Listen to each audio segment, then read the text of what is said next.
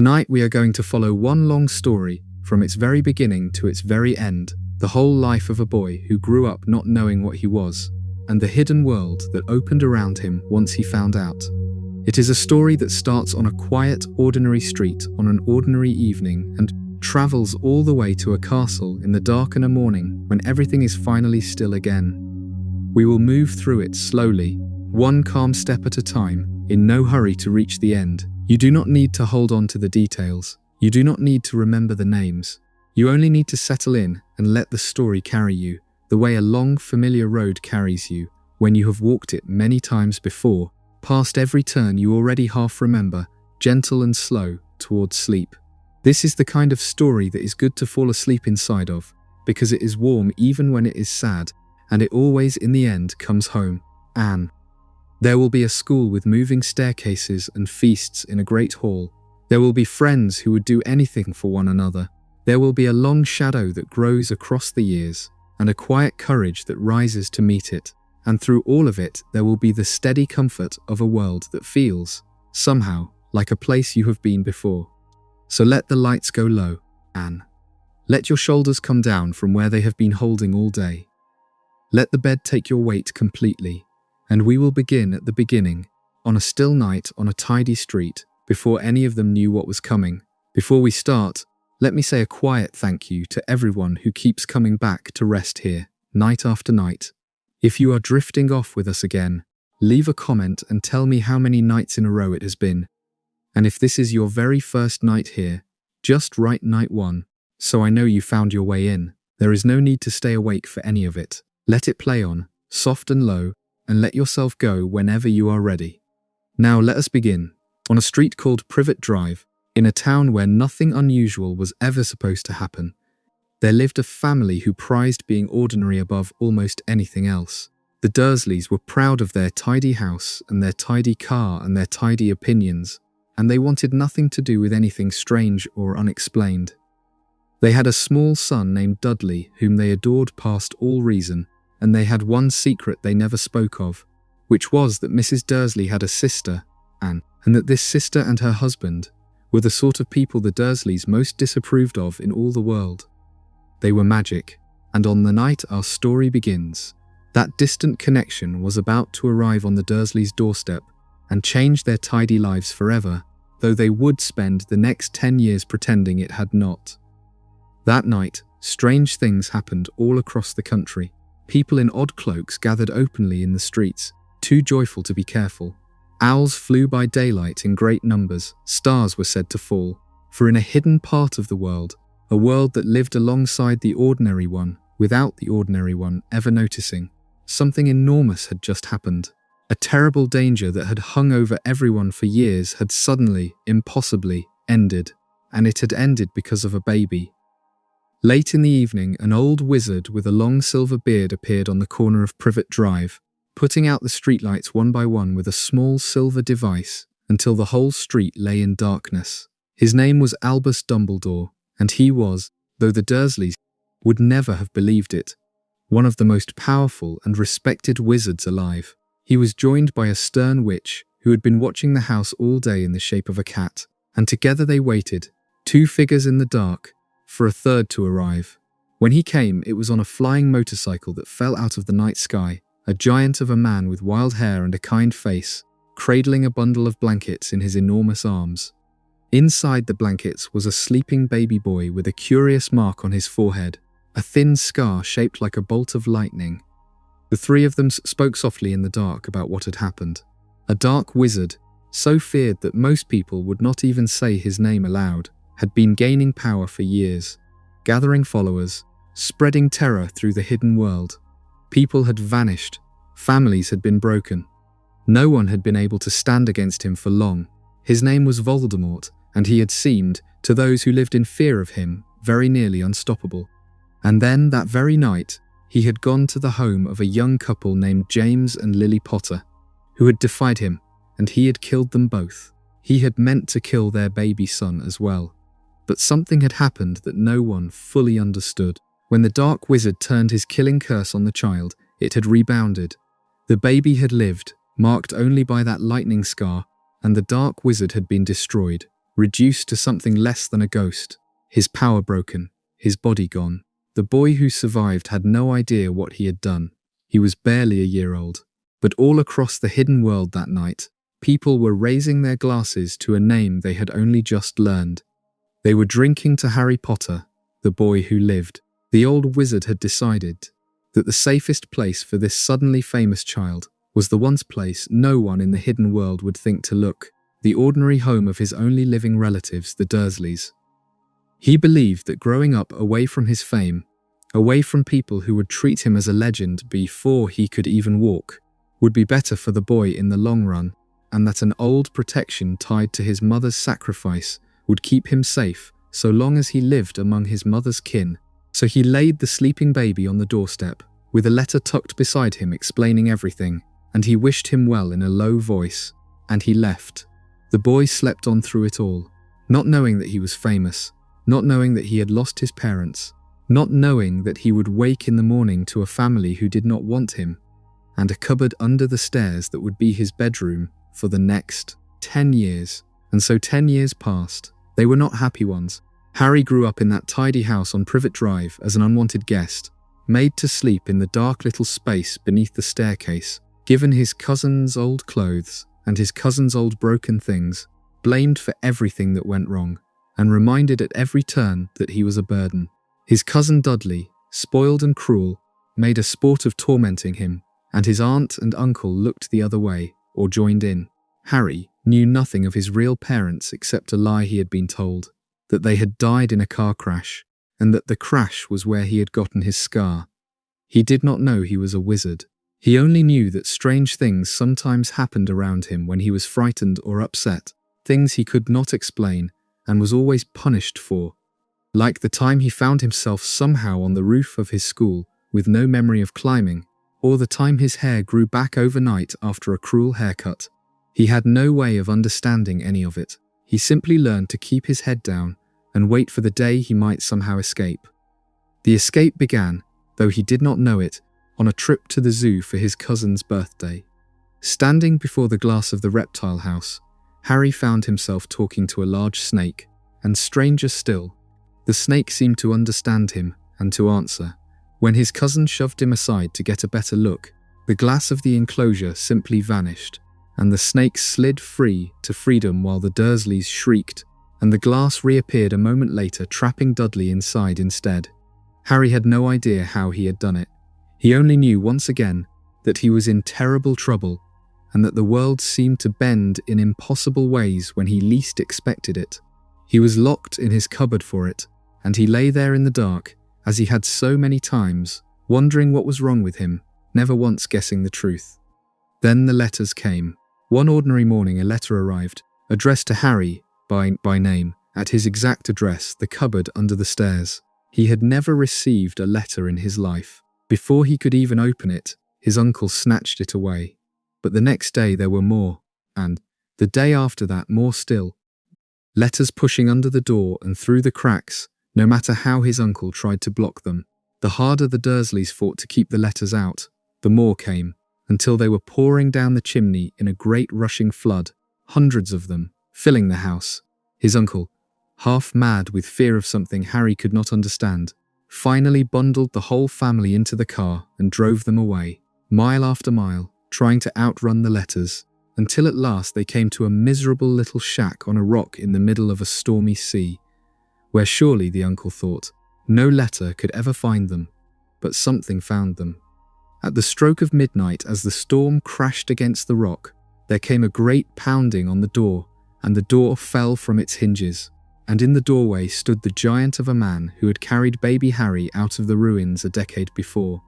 His name was Rubeus Hagrid, keeper of keys and grounds at a school Harry had never heard of, and he had come to deliver a message that the Dursleys had spent 10 years trying to keep from the boy. He looked at Harry with great warmth, and he said the words that split Harry's life cleanly in two, the words that ended the cupboard and the silence, and the long grey years of not knowing. He told Harry that he was a wizard. He told him that his parents had been a witch and a wizard, that they had not died in any car crash, that they had been murdered, and he told him that Harry had a place waiting for him, had always had a place waiting for him, at a school for witchcraft and wizardry called Hogwarts. The next morning, Hagrid took Harry away from the Dursleys and into a world that had been hidden in plain sight his whole life. In the middle of ordinary London, behind a grubby little pub that most people's eyes seemed to slide right past, there was a hidden street called Diagon Alley, and when Hagrid tapped a certain pattern of bricks on a back wall, the wall folded itself open into a crowded cobbled lane full of shops Harry could never have imagined.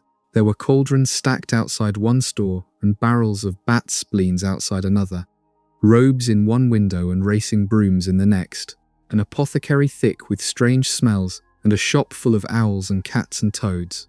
Witches and wizards in long robes moved through it all as though it were the most ordinary thing in the world, which, to them, it was. Harry walked through it wide-eyed, a boy who had owned nothing his whole life suddenly standing in the middle of everything. Their first stop was the Wizarding Bank, a tall, crooked white building run by sharp-faced creatures called goblins, where Harry learned another thing the Dursleys had hidden from him. His parents had not left him with nothing. Deep beneath the city, in a vault that a goblin opened for him, there lay a small fortune in gold coins, his inheritance, enough to pay for everything he would need. For the first time in his life, Harry had money of his own, left to him by the parents he could not remember, a quiet gift reaching him across 10 years and across death itself. Hagrid also collected something else from a different vault that day, a small, grubby package he tucked away without explanation, telling Harry only that it was secret school business he was not to ask about. Harry did not think much of it then, he would have cause to remember it later. They bought his books and his cauldron and his robes, and then they came to the most important purchase of all, his wand. The wand shop was narrow and dusty and quiet, and its owner, an old man named Ollivander, treated the fitting of a wand as something close to sacred. A wand, he explained, was not simply a tool. The wand chose the wizard, and the match between them was a subtle and important thing. Harry tried wand after wand, waving each one only to have it snatched back, until at last Ollivander grew thoughtful and fetched a particular wand from the back of the shop, holly and phoenix feather, and the moment Harry's fingers closed around it, warmth ran up his arm and a stream of red and gold sparks burst from the tip. It was his, but Ollivander looked at him strangely then and told him something that sent a small chill through the bright day. The phoenix whose feather lived inside Harry's wand had given only one other feather ever, and that other feather lived in the wand of the dark wizard who had given Harry his scar. The two wands were brothers. It was curious, Ollivander murmured, that Harry should be destined for this wand when its brother had done such terrible things. Harry left the shop not quite knowing what to make of it, holding the first thing that had ever truly been his. When the day came to leave for school, Harry faced one last impossible obstacle, which was finding the train.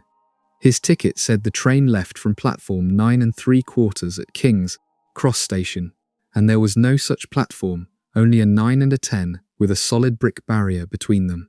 Anne. He stood there lost and beginning to panic until he overheard a plump red-haired woman talking cheerfully to her children about muggles, the wizarding word for ordinary non-magical people, and he understood she was one of his own kind. Her name was Mrs. Weasley, and she showed him the secret, which was simply to walk straight at the barrier between platforms 9 and 10 without slowing down. Harry pushed his trolley forward, half certain he would crash, and passed cleanly through the solid wall onto a hidden platform where a magnificent scarlet steam engine waited, the Hogwarts Express, wreathed in smoke and crowded with students in robes saying goodbye to their families. He had made it, he was going. On the train he found an empty compartment, and before long he was joined by one of the red-haired boys from the platform, a friendly freckled boy named Ron Weasley, the youngest of a large and not very wealthy wizarding family, who had older brothers casting long shadows ahead of him, and very little of his own. Ron and Harry took to each other at once. They shared sweets from the trolley, magical chocolate frogs that hopped, and cards of famous wizards that moved in their frames, and Ron told Harry about the wizarding world from the inside, the way only someone born into it could. Their compartment was also visited by a girl with bushy brown hair, and a great many opinions, a muggle-born witch named Hermione Granger, who had already read all her school books and was not shy about it, and who Harry and Ron found a little much at first. None of the three of them could have guessed, on that first train ride, that they were looking at the two people who would stand beside them through everything that was coming. By the time the train slowed and the castle came into view across a dark lake, glittering with 1,000 windows on its mountainside, the three of them were strangers still. They would not be strangers for long. The new students crossed the lake in little boats and came at last into the great castle, where they were gathered in an enormous hall lit by thousands of floating candles, its ceiling bewitched to look like the night sky above. There they were sorted into their houses, the four groups founded 1,000 years before by the four witches and wizards who built the school.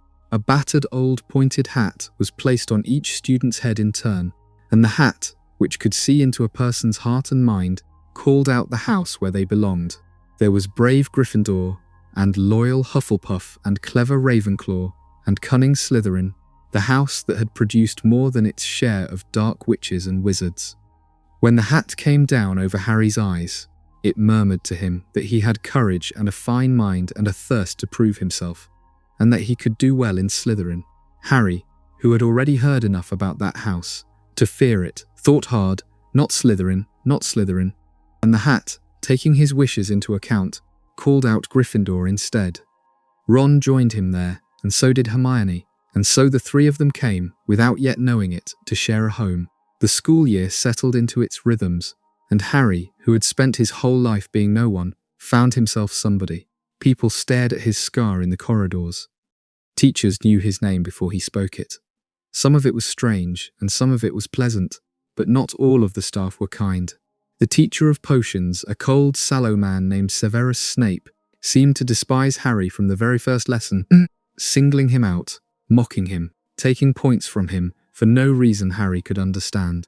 Harry could not imagine what he had done to earn such hatred, and there was something else that troubled him, a strange pain in his scar that flared once across the hall, when Snape happened to be looking his way near the nervous, stammering teacher of defense against the dark arts, a man named Quirrell, who wore a great purple turban and seemed frightened of his own shadow. Harry did not know what any of it meant. He only knew that the castle held as many mysteries as wonders. The friendship that would carry Harry through everything was sealed, as such things often are, by a shared brush with danger. On Halloween, a mountain troll, huge and stupid and deadly, got loose in the castle, and through a tangle of bad luck, Harry and Ron found Hermione trapped alone with it in a girl's bathroom, too frightened to run. The two boys, who barely knew her and had in fact hurt her feelings badly that very day, did not hesitate. They went in after her, and through more luck than skill, they brought the troll down, Ron knocking it out with its own club after Harry distracted it. When the teachers arrived, Hermione, who had never broken a rule in her life, told a lie to keep the boys out of trouble, taking the blame herself. After that, the three of them were bound together. There are some things, the story tells us, that you cannot share with people without ending up liking them, and knocking out a 12-foot troll is one of them. Harry also discovered that year that he was good at something.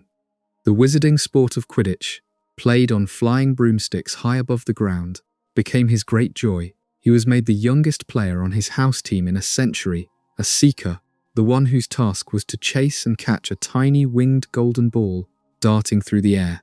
He turned out to have a rare gift for flying, a natural ease in the air that no one had taught him, perhaps inherited from the father he had never known. But even his joy held danger.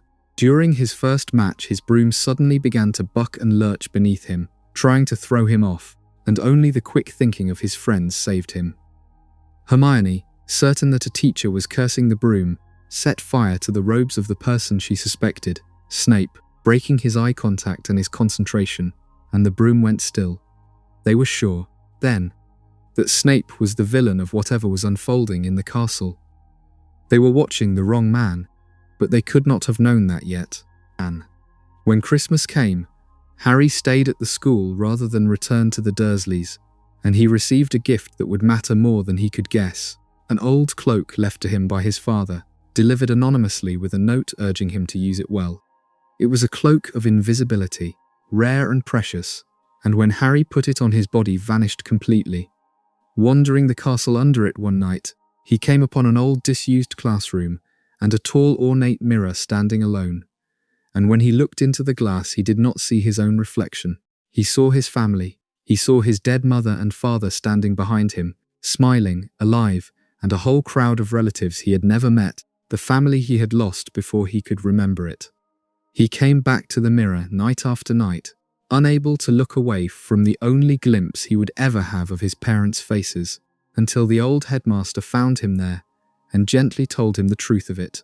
The mirror showed not the future and not the past, but the deepest desire of the heart, and it showed Harry his family, because the deepest wish of an orphaned, unloved boy was simply to have them back.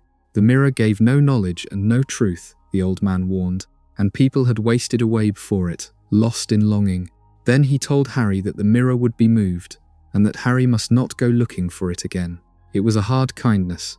Harry understood, in time, that it was kindness all the same.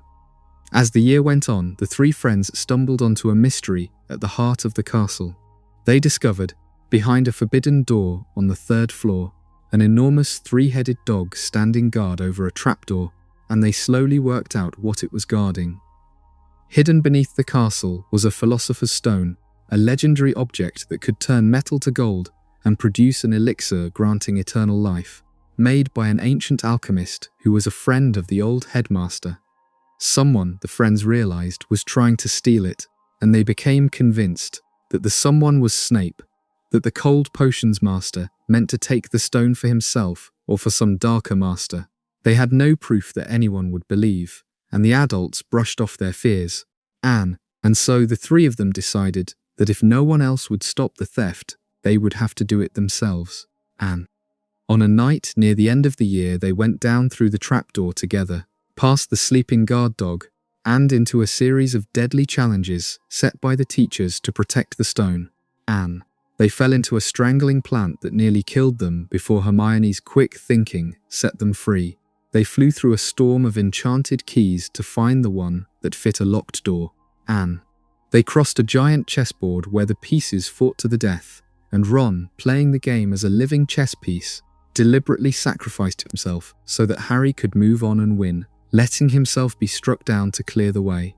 At last, beyond a riddle of potions that only Hermione could solve, Harry went on alone into the final chamber, certain he would find Snape waiting. Instead, he found the trembling teacher, Quirrell, the last person he had suspected, who had been the true thief all along while Harry watched the wrong man. And Quirrell was not alone. When he unwound his great purple turban, there on the back of his head was a face, a pale and terrible face with red eyes, the face of Voldemort himself, kept alive as a bodiless remnant, sharing the weak teacher's body, drinking the blood of unicorns in the dark forest to survive. All of it in pursuit of the stone that could restore him to life. The dark wizard, reduced to this clinging shadow of himself, had been hiding inside the castle the whole year, inches from Harry, waiting. He needed the stone, and the stone was hidden inside the very mirror Harry had visited at Christmas. The mirror of deepest desire, enchanted so that only someone who wanted the stone but did not want to use it could draw it out. Harry, standing before the mirror, wanting only to protect it and never to use it, felt the stone drop into his pocket. But Voldemort knew and ordered Quirrell to seize him. What saved Harry then was something he did not understand for years. When Quirrell tried to lay hands on him, the man's skin blistered and burned at the touch, as though Harry's very flesh were poison to him. The protection his mother had left in him when she died to save him, the old deep magic of a love freely given, still lived in his skin, and it scorched the creature that Voldemort had become.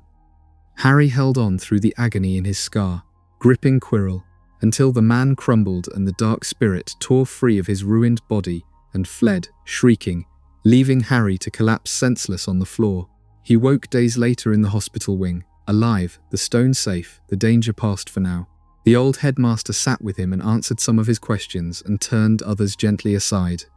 He explained that the stone would be destroyed, that its maker had agreed to let his long life end rather than risk it falling into the wrong hands. He explained that Harry had been protected by his mother's love, a force the dark wizard had never understood and could not touch. And when Harry asked why Voldemort had wanted to kill him in the first place, all those years ago, the old man said, only that he could not tell him yet, that he would understand one day, and that for now, Harry should rest. The year ended with a great feast, with Gryffindor winning the House Cup, with Harry surrounded by friends and belonging somewhere at last. He went back to the Dursleys for the summer, but he was no longer the same lost boy who had left them. He had a home now, and he had people, and he had, though he did not yet know its full weight, an enemy who was not gone, only waiting. Harry's second year began with a warning he did not heed. Trapped and miserable at the Dursleys over the summer, cut off from his friends who had not answered a single one of his letters, Harry was visited in his bedroom by a strange little creature, a house elf named Dobby, a small-bound servant with great sad eyes, and a habit of punishing himself for the smallest disloyalty to his cruel masters. Dobby had come to beg Harry not to return to school that year, warning him that a terrible danger awaited him there. When Harry refused, Dobby tried to force the matter by getting him in trouble, and the elf revealed that he had been the one stopping Harry's letters all summer, hoping that if Harry believed his friends had forgotten him, he would not want to go back. It did not work. Harry would go back, but the elf's warning would prove truer than either of them wished. His escape from the Dursleys, who had locked him in his room with bars on the window after the trouble Dobby caused, came in spectacular fashion. Ron and his brothers arrived in the dead of night in a flying car, a battered old vehicle their father had bewitched, and pulled the bars clean off the window and carried Harry away into the sky. They brought him to their home, a wonderful crooked teetering house called the Burrow, held up more by magic than by sense, warm and loud and full of love, the happiest place Harry had ever been. There he spent the rest of the summer as one of the family, and there he came to know the whole Weasley clan, including their youngest child and only daughter, a small shy girl named Ginny, who went scarlet whenever Harry looked at her. When the time came to return to school, the family went together to the platform, but when Harry and Ron ran at the barrier to cross onto the hidden platform, they struck solid brick. The way had sealed itself against them, left behind with no way through, and the train pulling away without them. The two boys made a reckless choice. They took the flying car and followed the train through the sky, all the way to the school, where they crashed it into a vicious old tree on the grounds, a whooping willow that beat them half to death with its branches before they staggered, free. It was not a quiet start to the year. The new teacher of defense against the dark arts that year was a famous, handsome, smiling fraud named Gilderoy Lockhart, a celebrity author who had built his fame on adventures that, it would later turn out, he had stolen from braver wizards before wiping their memories. He was useless and vain, and his lessons taught the students nothing except how to dislike him. But Lockhart was the least of the year's troubles. Soon after term began, Harry started to hear something the others could not, a cold, cruel voice slithering through the walls of the castle, whispering of killing, of tearing, of blood, a voice that seemed to come from inside the very stone. He could not find its source, and then the attacks began. One night, the friends came upon a horror painted on a corridor wall in dripping letters. The Chamber of Secrets had been opened. The message read, "And enemies of the air should beware." Beneath the writing hung the school caretaker's cat, not dead but petrified, frozen solid as stone, the first victim of something no one yet understood. An old legend lay behind the writing on the wall. 1,000 years before, when the 4 founders built the school, one of them, Salazar Slytherin, Anne, had quarrelled bitterly with the others over whether students born to non-magical families should be allowed to learn magic at all. He believed they should not. When he lost the argument and left the school, the legend said he had built a hidden chamber somewhere in the castle and sealed within it a monster that only his own true heir would ever be able to release. A monster meant to finish his work and purge the school of the students he despised. For centuries it had been only a story. Now it seemed someone had opened the chamber at last, and the old hatred had come alive again in the stone. Suspicion fell, painfully, on Harry himself when it was discovered that he could speak to snakes, a rare ability called Parseltongue that was strongly associated with Slytherin and with dark magic.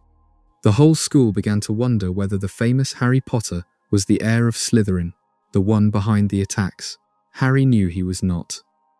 He could not explain where the gift had come from, and the not knowing frightened him as much as anyone.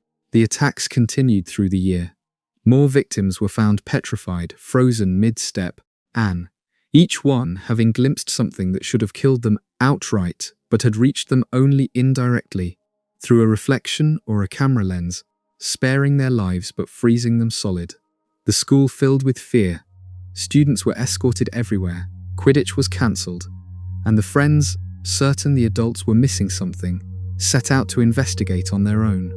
Hermione, cleverest of the three, brewed a difficult and forbidden potion that let Harry and Ron take on the appearance of two of Slytherin's students for an hour, so they could question the boy they suspected was the heir, a sneering bully named Draco Malfoy, who had tormented them since the first day. They learned that Malfoy was not the heir and knew nothing useful, and the trail went cold. But another clue had already come into Harry's hands, an old blank diary found in a flooded bathroom, a diary that belonged to a boy named Tom Riddle, who had been at the school 50 years before, the last time the chamber had been opened. The diary was no ordinary book. When Harry wrote in it, the diary wrote back, and then it pulled him down into a memory, showing him a scene from 50 years before, in which the young, clever, charming Tom Riddle caught the student, supposedly responsible for the killings, the first time the chamber was opened. The memory pointed the blame at Hagrid, then a young student, and at a monstrous pet spider he had been keeping. Harry, shaken, did not know whether to believe it. He and Ron went to ask Hagrid himself, but before they could, Hagrid was taken away by the authorities, who suspected him all over again now that the attacks had returned. As he was led off, Hagrid managed to say two things meant for the boys alone. "Follow the spiders," he told them, and someone, he said, should keep feeding his enormous dog. So the two boys followed the spiders into the dark forest, where they found Hagrid's old pet, a vast, ancient spider the size of a house, surrounded by its monstrous children, and learned that Hagrid had been innocent all along, 50 years ago, and now.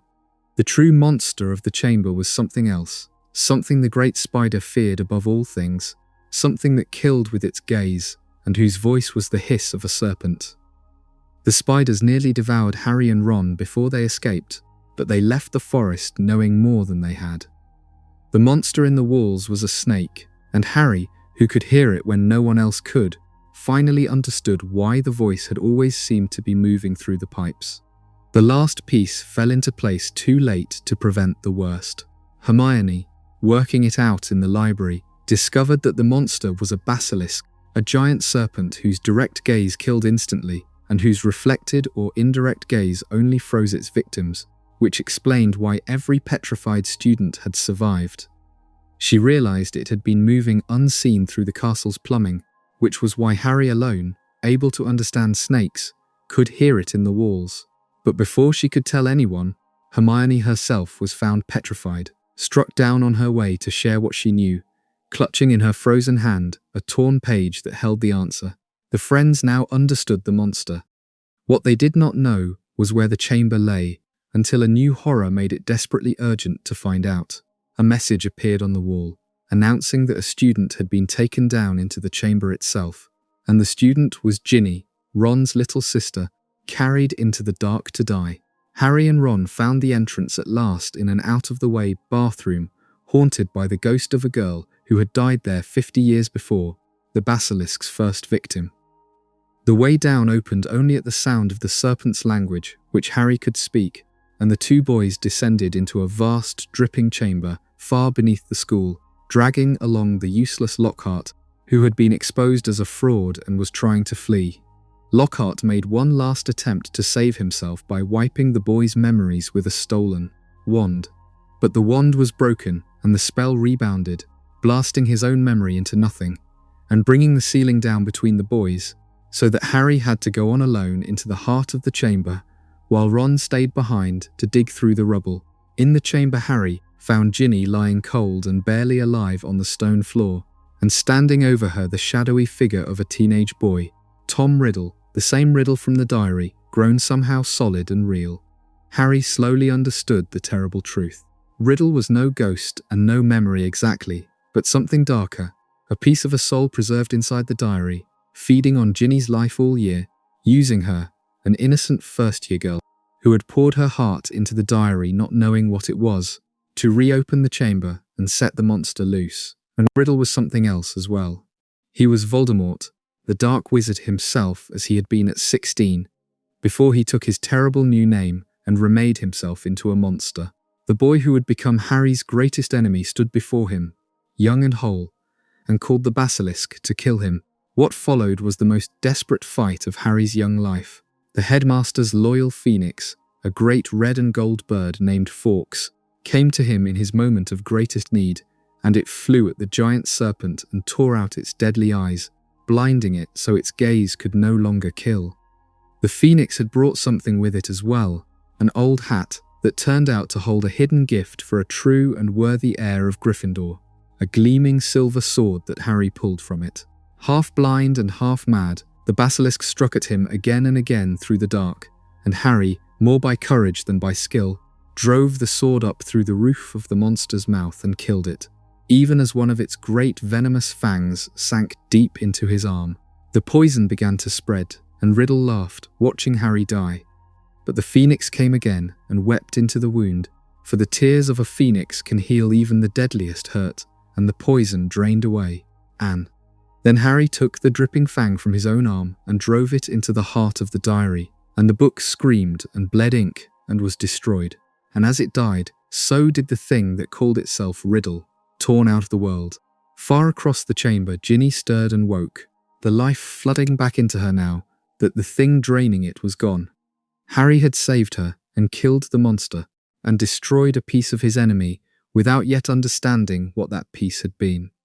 He carried Ginny up out of the dark, and the year ended in relief and reunion. The petrified students were cured, Hagrid was freed and cleared, and Harry, before leaving, worked one last quiet kindness. He tricked the cruel master of the house elf, Dobby, into accidentally setting the little creature free, and Dobby, weeping with joy, swore himself Harry's friend for life. Harry returned to the Dursleys for another summer, 2 years now into a story whose true shape he still could not see. He had met the boy his enemy had once been. He had destroyed a fragment of him without knowing its name.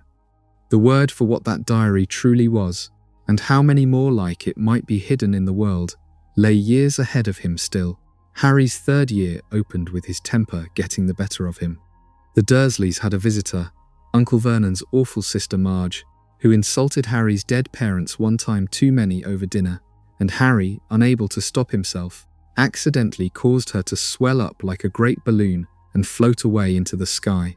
Horrified at what he had done, and certain he would be expelled for using magic outside school, he packed his things and fled into the night, with nowhere to go. He was rescued by a wildly speeding triple-decker purple bus that appeared out of nowhere to carry stranded witches and wizards, and it brought him to safety in the wizarding part of London. There, to his surprise, he was not punished at all. The adults seemed strangely relieved simply to have him alive and found, and that was Harry's first clue that something was being kept from him. The something was a name he soon heard everywhere in frightened whispers: Sirius Black. A convicted murderer, a servant of Voldemort, had escaped from the wizarding prison of Azkaban, the first person ever to do so, and word was that he was coming for Harry.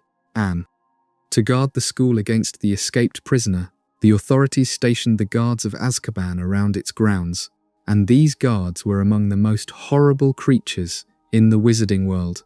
Dementors were tall hooded things that drained all warmth and happiness from the air around them, forcing anyone near them to relive their worst memories, and feeding on human joy until nothing was left but despair. Harry was affected by them worse than anyone. When one boarded the train and came near him, he heard, rising out of the cold, the screaming of his mother in the last moments of her life, the memory of the night she died buried so deep he had never been able to reach it before. He collapsed. From then on, the Dementors were a particular torment to him, and they would have remained so but for the new teacher of defense against the dark arts, a shabby, gentle, clever man named Remus Lupin, who had been on the train that day and who took Harry under his wing. Lupin turned out to be the best teacher Harry had ever had, and he gave Harry something precious: private lessons in how to fight off the Dementors. The defense against them was a difficult piece of magic called the Patronus Charm, which required the caster to fix his mind on a single powerful happy memory, and from it conjure a guardian of silver light to drive the darkness back. Harry struggled with it for weeks, having so few happy memories to draw on, but he kept at it, because the alternative was to keep falling to pieces every time the cold drew near. That same year, Lupin taught the class to face a creature called a boggart, which takes the shape of whatever a person most fears, and Harry noticed that when it was his turn, the thing he feared most was not a monster or a person but a Dementor itself. The fear of fear, the dread of that bottomless cold. Lupin understood him better than most. There was a sadness in the man, a worn and patient sadness, that Harry would only later understand the source of. Two more things shaped that year. The first was a gift from a pair of mischief-loving older boys, a magical map of the entire castle that showed every secret passage and, more astonishingly, the moving dot and true name of every single person inside the walls, made years before by 4 students who had called themselves by strange nicknames. The map let Harry slip out of the castle unseen to the nearby village. The second was a quarrel that ran all year between his friends. Hermione had bought a large, bad-tempered orange cat, and the cat was forever trying to kill Ron's old pet rat, Scabbers, a wheezing elderly creature Ron had owned for years. The two friends fought about it bitterly, the cat hunting the rat growing thin and frightened and at last seeming to disappear, presumed eaten. It seemed a small ordinary squabble.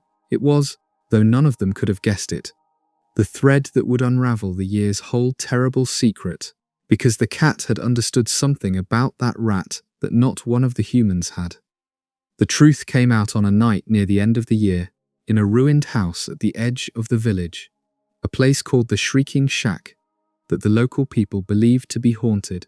Ron's lost rat reappeared suddenly, and the orange cat chased it, and Ron chased the cat, and then a great black dog that had been stalking Harry all year seized Ron and dragged him down through the roots of the Whomping Willow into a tunnel that led to the shack. Harry and Hermione followed, and there, in the dusty upper room, the black dog became a man, a gaunt and hollow-eyed man fresh from 12 years in prison. Sirius Black, the murderer everyone feared. Harry, half mad with grief and rage, believing this was the man who had betrayed his parents to their deaths, very nearly killed him on the spot. But he had the story backward, as everyone did, and the truth was about to turn the whole world over. Lupin arrived then, and instead of helping capture the prisoner, he embraced him as an old friend, and the two men together began, gently, to explain. Sirius Black had not betrayed Harry's parents. He had been their dearest friend, and was in fact Harry's own godfather, named by James and Lily to look after their son. The 4 mischievous boys who had made the magical map years before had been James Potter, Sirius Black, Remus Lupin, and a 4th, small and timid boy named Peter Pettigrew. Lupin, they revealed, was a werewolf, which was the secret sadness he had carried all year, and the reason the school had a hidden place for his transformations. And the real traitor, the one who had sold Harry's parents to Voldemort and then framed Sirius for it, and faked his own death, had been Pettigrew, who had spent the last 12 years hiding from justice in the only form that would never be suspected, disguised as a pet rat, as Scabbers, as the wheezing old rat Ron had carried in his pocket for years. The rat Hermione's cat had known all along was something other than it seemed. They forced Pettigrew back into his human shape, a snivelling, cornered man, and he confessed everything, begging for his life. The whole shape of Harry's history rearranged itself in those few minutes. The godfather he had been taught to hate was innocent, had broken out of an inescapable prison, not to harm Harry, but to protect him, and to finally catch the real traitor. For one bright moment, Harry saw a future opening in front of him, a future in which he might leave the Dursleys forever and live with Sirius, with family, with someone who had loved his parents and would love him. It was the first time he had ever been offered such a thing, but the night was not done with them, and the future would not come so easily. As they made their way back toward the castle, dragging the captured Pettigrew, the moon rose full, and Lupin, who had not taken his potion that night, began to transform into a wolf, wild and dangerous and beyond reason. In the chaos, Pettigrew seized his chance, changed back into a rat, and slipped away into the grass, escaping to carry word of all he had seen back to the master he served, and worse followed. The Dementors, sensing the turmoil, descended on Harry and Sirius by the lake in a great cold swarm, dozens of them, ready to perform their final horror and suck out their souls. Harry tried to drive them back with the Patronus charm Lupin had taught him, but there were too many, and his strength failed, and he fell. As he lost consciousness, he saw, across the lake, a single brilliant stag of silver light come galloping over the water to scatter the Dementors and save them both. Cast by someone he could not make out on the far shore, someone who looked, impossibly, like his father. Harry woke in the hospital wing to learn that everything had gone wrong. Pettigrew had escaped, which meant there was no way to prove Sirius innocent, and Sirius himself had been captured and locked in a high tower of the castle, awaiting the Dementor's kiss, the loss of his soul. It seemed hopeless, but the old headmaster came to Harry and Hermione with a strange and careful suggestion, hinting that a few hours turned back might save more than one innocent life, and Hermione revealed the secret she had been keeping all year. She had been using a time-turner, a small enchanted hourglass the school had lent her so she could attend more classes than the hours allowed, and with it, the two of them could travel back through the evening they had just lived. They went back 3 hours and lived the night again from the outside, hidden, watching their earlier selves, careful to change nothing except the two things that needed changing. They rescued a condemned creature, a noble hippogriff named Buckbeak, who had been sentenced to death earlier that day, slipping him away before the blade could fall. And by the lake, Harry came to understand the vision that had saved his life. He had been waiting, the second time through, to see his father appear across the water and cast the great silver stag. But no one came, and Harry realized with a jolt that the figure he had seen was not his father at all. It was himself, returned through time, and the only person who could cast that Patronus was him. So he stepped forward and raised his wand and conjured the stag, brilliant and strong, the same guardian his father's own animal shape had taken, and drove the Dementors back across the water and saved his earlier self and his godfather, both. He had been able to cast it because he had already seen himself do it. He had simply needed to know that he could. They freed Sirius from the tower window, and he flew away to safety on the rescued hippogriff, a free man still hunted by the law, unable to clear his name with Pettigrew gone, but alive and at liberty, and for the first time in 12 years full of hope. Before he left, he told Harry that the offer still stood, that one day when it was safe, there might be a home for him after all. It was not the clean, happy ending Harry had glimpsed in the shack. His godfather was still a fugitive, still unable to take him in, and the traitor had fled back to his master. But Harry had gained something that year that he had never had before, a connection to his parents, through the man who had loved them, a godfather out in the world who cared whether he lived or died, Anne. Lupin resigned at the end of term, knowing that word of his condition would spread, and that frightened parents would not want a werewolf teaching their children, and Harry lost the best teacher he had known. Still, the year had given more than it took. Harry returned to the Dursleys lighter than he had come, knowing he was not as alone in the world as he had always believed. Harry's 4th year began with a treat and an omen. Before term started, the Weasleys took him to watch the final of the Quidditch World Cup, a magnificent match played before a vast crowd of witches and wizards gathered in secret from all over the world, the happiest and most carefree he had been in ages. But in the dead of night after the match, the celebration turned to terror. A mob of masked figures in dark hoods swept through the campground, the old followers of Voldemort, his Death Eaters, setting tents ablaze and tormenting the helpless for sport, grown bold for the first time in 13 years. And high above the chaos, someone cast a terrible sign into the sky, an enormous skull with a serpent for a tongue, the Dark Mark, Voldemort's own symbol, which had not been seen since his fall. People who remembered the war went white at the sight of it.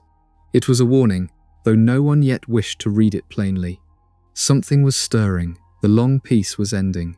At school that year there was no new defense teacher of the usual kind, but a famous retired Auror, a dark wizard catcher named Mad-Eye Moody, scarred and paranoid, and fitted with a magical eye that spun in his head and saw through walls and the backs of people's skulls. And there was a great event that pushed even the World Cup from everyone's minds. The school was to host the Triwizard Tournament, an ancient and dangerous contest between 3 great wizarding schools, in which one champion from each would compete in 3 deadly tasks for glory and a prize. 2 other schools arrived in grand style, a school of elegant students from the south led by a giant of a headmistress, and a school of stern students from the north with a dark reputation. A magical artifact called the Goblet of Fire would choose the 3 champions, one from each school, and because the tasks were so dangerous, only students of age were permitted to enter their names. The goblet chose its 3, a brave and popular older student of Harry's own school among them, a boy named Cedric Diggory, and then, impossibly, it spat out a 4th name, a name that should not have been there at all. Harry Potter. Harry had not entered. He was too young and he had no wish to compete, and he said so, but no one believed him. And worse, the rules of the goblet were binding by ancient magic, so that once his name came out, he was forced to compete whether he had entered or not. Suddenly, the whole school turned against him. They thought he had cheated his way in, stolen glory that belonged to their true champion, and even Ron, his best friend, was sure Harry had found a way to enter without telling him, and the two had a bitter falling out that left Harry more alone than he had been in years. Only Hermione believed him and stood by him. Harry could not understand who had put his name in the goblet or why or how, but he understood that he was now bound to face 3 tasks designed to test wizards far older and more skilled than he was, and that someone had gone to a great deal of trouble to put him in harm's way. The first task was as deadly as anything he had faced. Each champion had to get past a fully grown dragon, a vast fire-breathing beast guarding a clutch of eggs, to seize a golden egg that held the clue to the next task. Harry, with Hermione's desperate help and a tip secretly passed to him, chose to rely on the one thing he was truly good at, flying.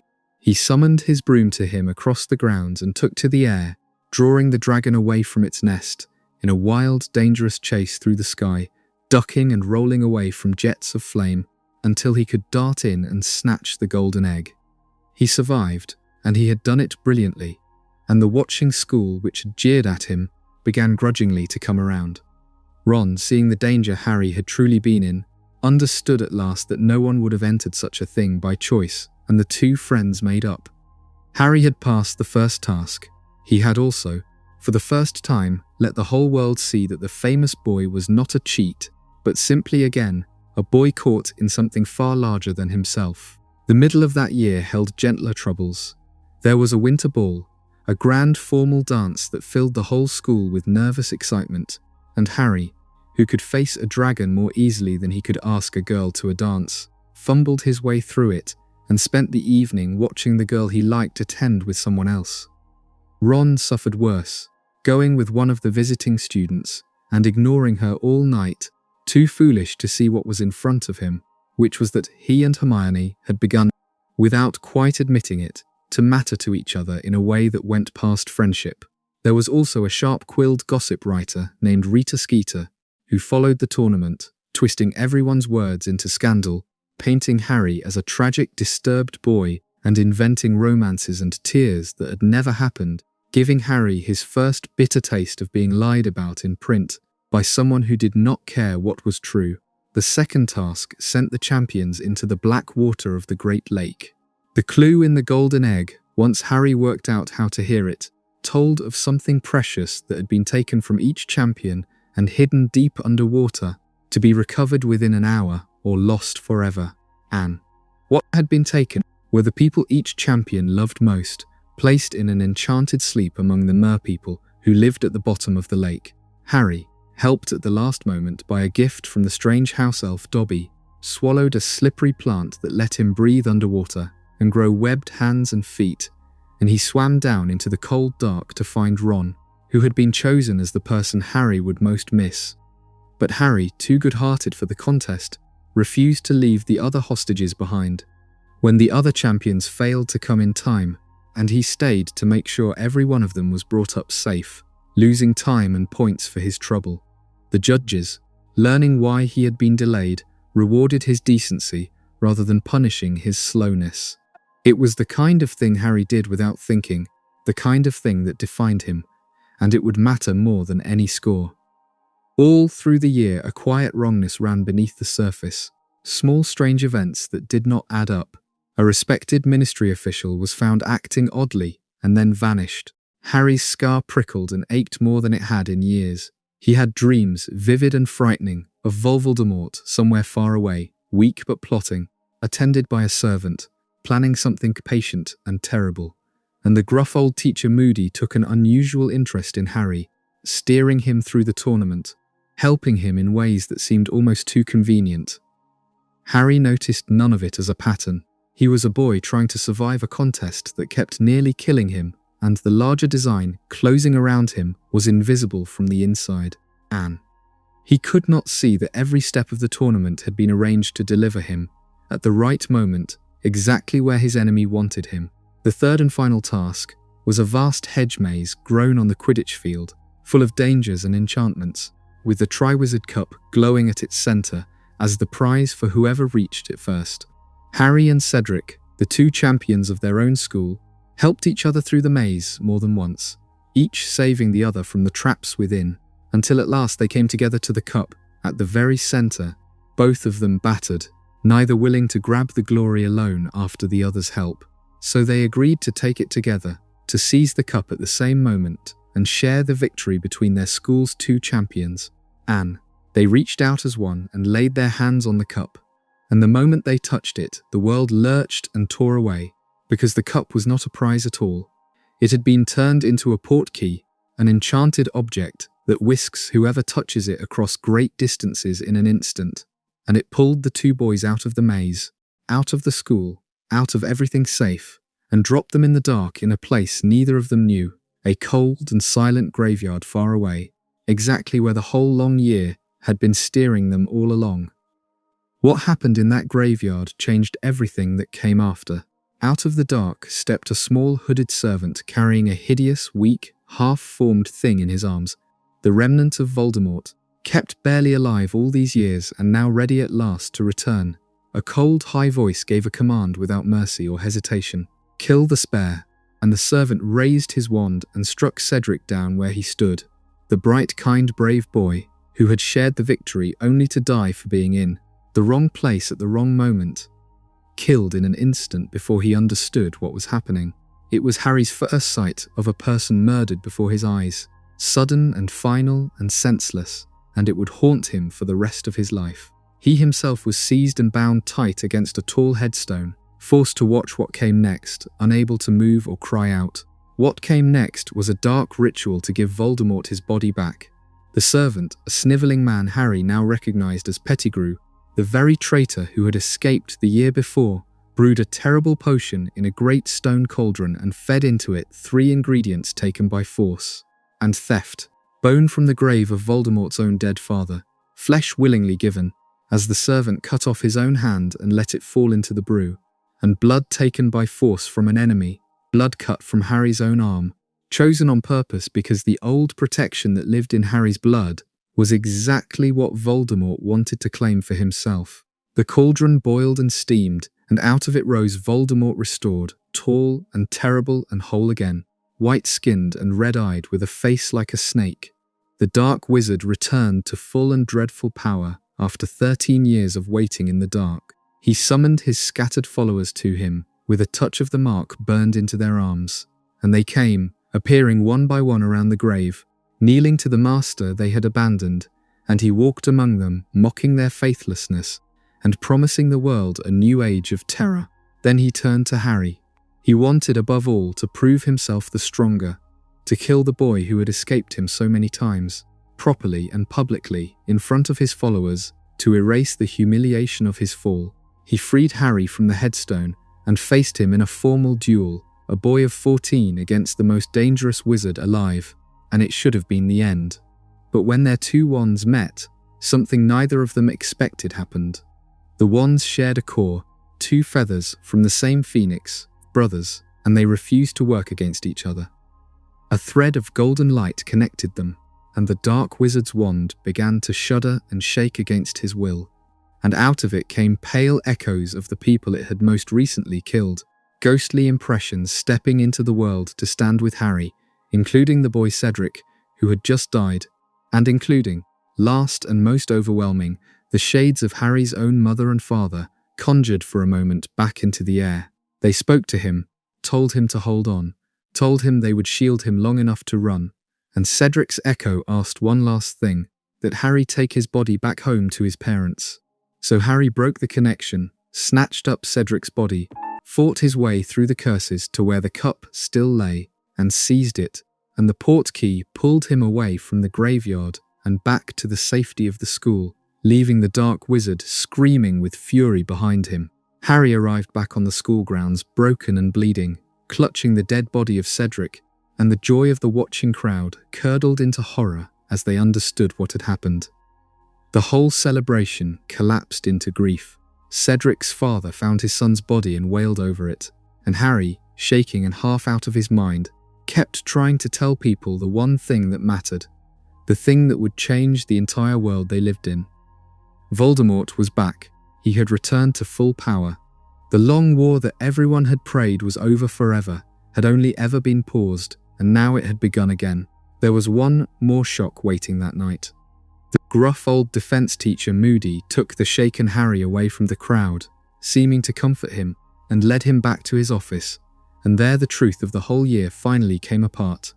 The man was not Moody at all. He was a devoted servant to Voldemort named Barty Crouch, who had been disguised as the real Moody for the entire year using the same transforming potion Harry's friends had once brewed, keeping the true Moody prisoner and stealing his identity. It had been this false teacher who had put Harry's name in the goblet, who had guided him through every task, who had turned the cup into a portkey, all of it a long, patient plot to deliver Harry to the graveyard at exactly the right moment, so that his blood could be used and his death could crown the Dark Wizard's return. The imposter very nearly killed Harry in that office, before the old headmaster and others burst in and saved him at the last second, and the plot was laid bare. Now everything depended on whether the wizarding world would believe what Harry had seen. The headmaster believed him completely, and moved at once to reawaken the old secret society that had fought Voldemort the first time, a circle of brave witches and wizards called the Order of the Phoenix. But the Minister for Magic, who governed the wizarding world, refused to believe it. He could not bear for it to be true, because if it were true, his comfortable world was about to end, and so he chose to call Harry a liar and a disturbed attention-seeking boy, and to call the great headmaster a senile troublemaker stirring up panic. The government turned its full weight to denying the truth rather than facing it. And so the second war against Voldemort began not with armies in the field but with a lie, with the people who should have led the fight, insisting there was nothing to fight, leaving Harry and the old headmaster and their small circle standing almost alone in the knowledge of what was coming. Harry went back to the Dursleys that summer more burdened than any boy should be, carrying the memory of a murder and the certainty of a returned enemy, and the bitter knowledge that most of his world would rather call him mad than admit he was right. Harry's 5th year was the angriest and loneliest of his life, and it began with an attack in the last place he expected one. Cut off all summer at the Dursleys, starved for news, half mad with frustration that no one would tell him anything, Harry was walking home one evening with his cousin Dudley when 2 Dementors came gliding down a dark alley in his own ordinary neighbourhood, far from any wizarding place, and attacked. Harry drove them off with the Patronus charm to save himself and his helpless cousin, but using magic outside school in front of an ordinary person was against wizarding law, and the Ministry, eager for any excuse to discredit him, charged him with a serious offence and threatened to expel him and snap his wand. He was hauled before a full court for what should have been a minor matter, and only the headmaster's intervention saved him. It was clear by now that the government was not merely refusing to believe in Voldemort's return. It had decided to treat Harry, the boy insisting on the truth, as an enemy to be silenced. He was taken at last to the secret headquarters of the Order of the Phoenix, a dark and gloomy old house in London that belonged to his godfather Sirius, the ancestral home of Sirius's cruel pure-blood family, which the man hated and felt imprisoned by. There Harry was reunited with the people who would fight the coming war, and there he had what little joy that year offered. Time with his godfather, who was the closest thing to a parent he had. But Sirius was trapped in that miserable house, unable to go out because he was still a wanted fugitive, growing restless and reckless with confinement, and Harry could see it eating at him. The Order was watching something, guarding something, and would not tell Harry what, treating him as a child to be protected, rather than the person Voldemort most wanted dead. It made him furious. He had faced the Dark Wizard again and again, had watched a boy murdered, had given his own blood to the rebirth, and still the adults kept their secrets from him. And the keeping of those secrets would cost them all dearly before the year was out. At school that year, the Ministry forced its way in, installing one of its own as the new teacher of defense against the dark arts, a small, smiling, toad-faced woman named Dolores Umbridge, whose sweetness hid a cruelty as deep as any Death Eater's. She had come to make sure the school taught no real defensive magic at all, because the government did not want a school full of children trained to fight an enemy the government insisted did not exist. Her lessons taught nothing. She gained more and more power through the year, passing rule after rule, until she had made herself the tyrant of the whole school, inspecting and dismissing other teachers, banning and controlling everything, punishing any student who dared to speak the truth about Voldemort's return. Her punishments were monstrous beneath the sweetness. When Harry kept insisting aloud that Voldemort was back, she made him write lines with a cursed quill that carved the words into the back of his own hand as he wrote them, over and over, the words "I must not tell lies," cutting his own skin as a punishment for telling the truth. He bore it without complaint and never told anyone, his hatred for her hardening into something cold. The whole year became a slow suffocation. The school turned into a place of fear and silence by a smiling woman with a government badge, while outside the walls, the real enemy grew stronger unopposed. Out of that oppression came one of the best things Harry ever did. Since the school would no longer teach them to defend themselves, Hermione persuaded Harry to do it instead, to secretly teach a group of students real defensive magic himself, drawing on everything he had learned through his dangerous years. They met in hidden rooms, a band of students who trusted Harry and wanted to be ready for what was coming, and they called themselves Dumbledore's Army, half as a joke against the Ministry that feared exactly such a thing. Harry turned out to be a fine teacher, patient and clear, and under his guidance ordinary students learned to cast real spells, even the difficult Patronus charm, filling the secret meetings with the silver shapes of their guardians. It was illegal under Umbridge's rules, and it had to be kept hidden, but it gave the students back their courage and gave Harry something he had not had all year, a sense that he was doing something that mattered. For a few stolen hours at a time, the frightened school remembered how to fight. Two darker threads ran through that year as well.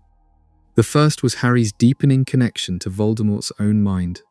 The link between them, formed the night the curse rebounded long ago, was growing stronger now that the Dark Wizard had a body again, and Harry began to feel Voldemort's emotions from far away, his flashes of rage and triumph bleeding across the distance into Harry's own head, and to see things through his enemy's eyes in dreams. One terrible night he dreamed he was a great snake attacking a man in a dark corridor, and woke certain it was real, and it was. Ron's father had been attacked exactly as Harry had seen it, and Harry's warning saved the man's life, but the experience terrified everyone, because it meant the connection could go both ways, that Voldemort might be able to reach into Harry's mind as easily as Harry reached into his.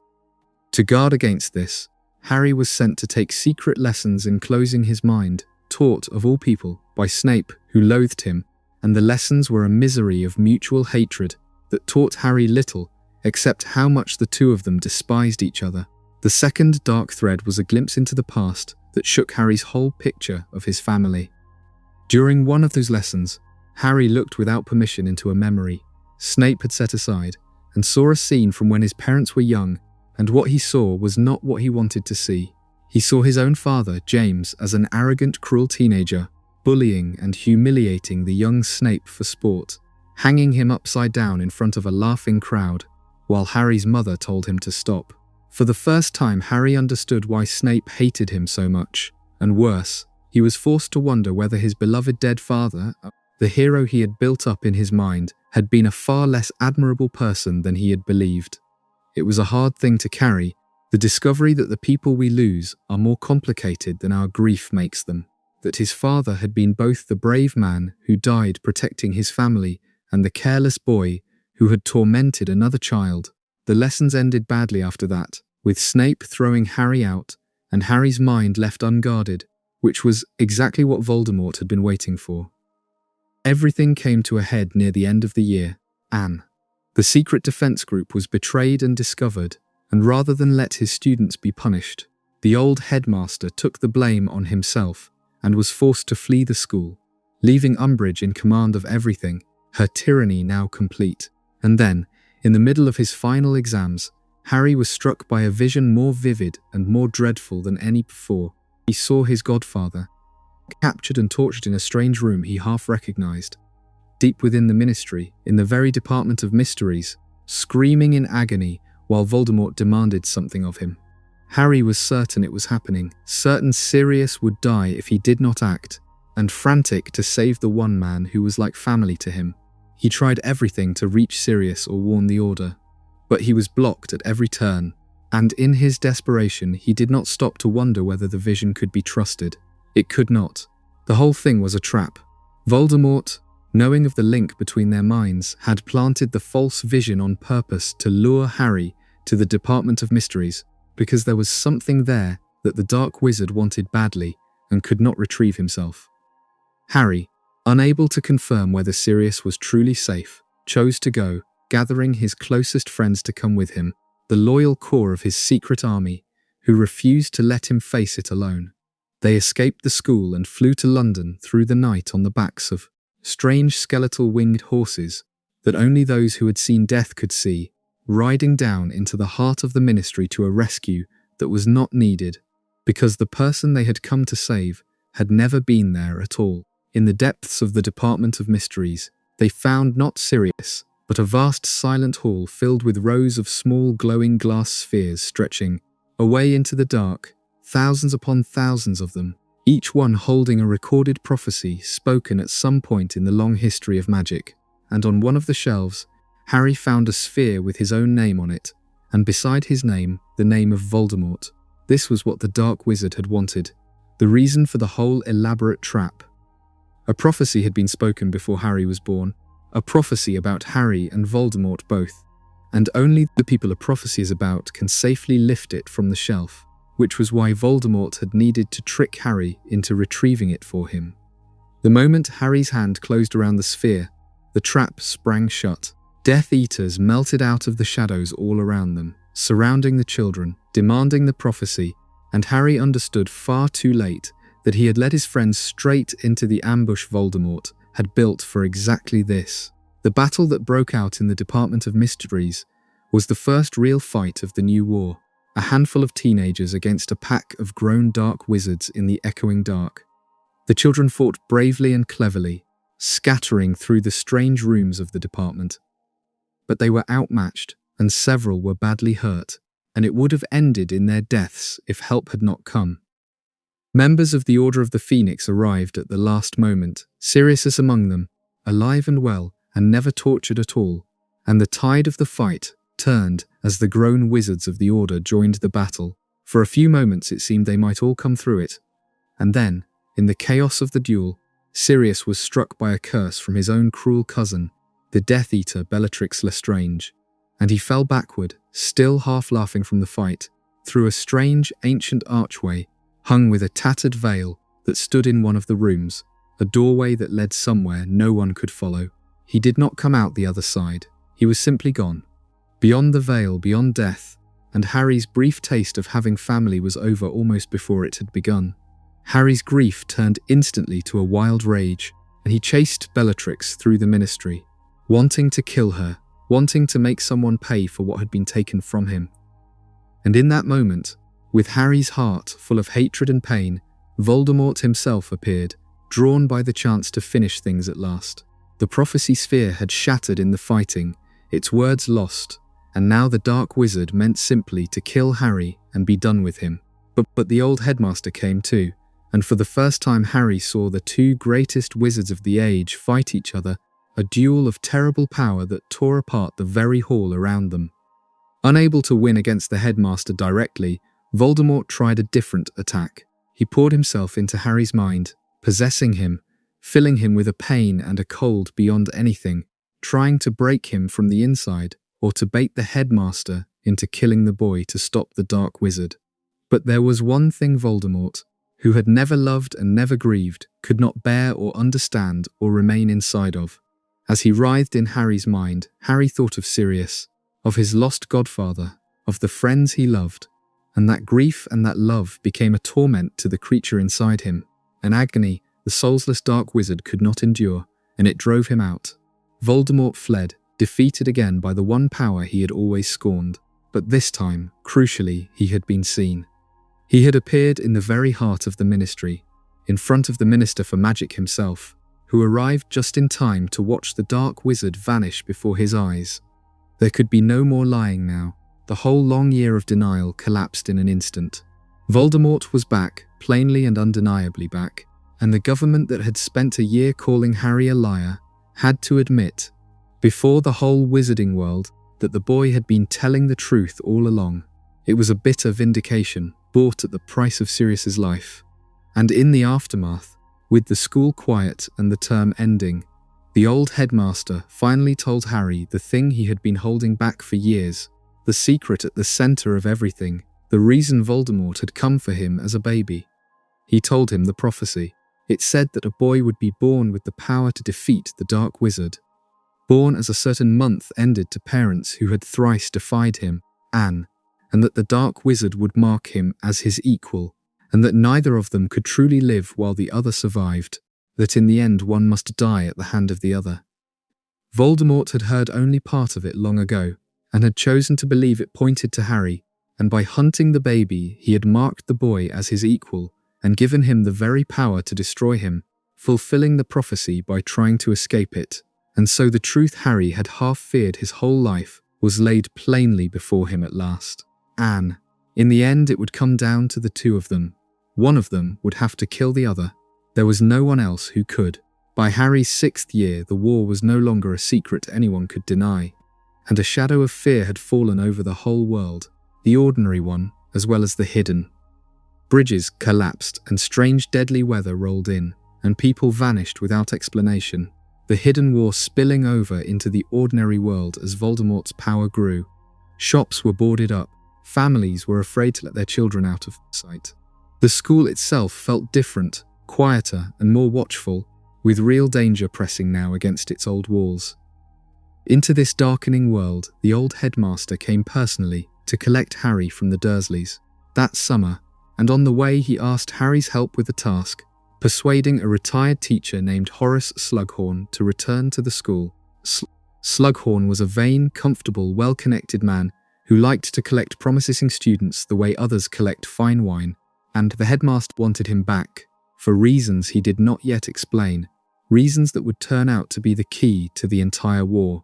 That year Harry came into possession of an old second-hand potions textbook, its margins crammed with handwritten notes and corrections, and invented spells scribbled by a previous owner who had signed himself only as the Half-Blood Prince.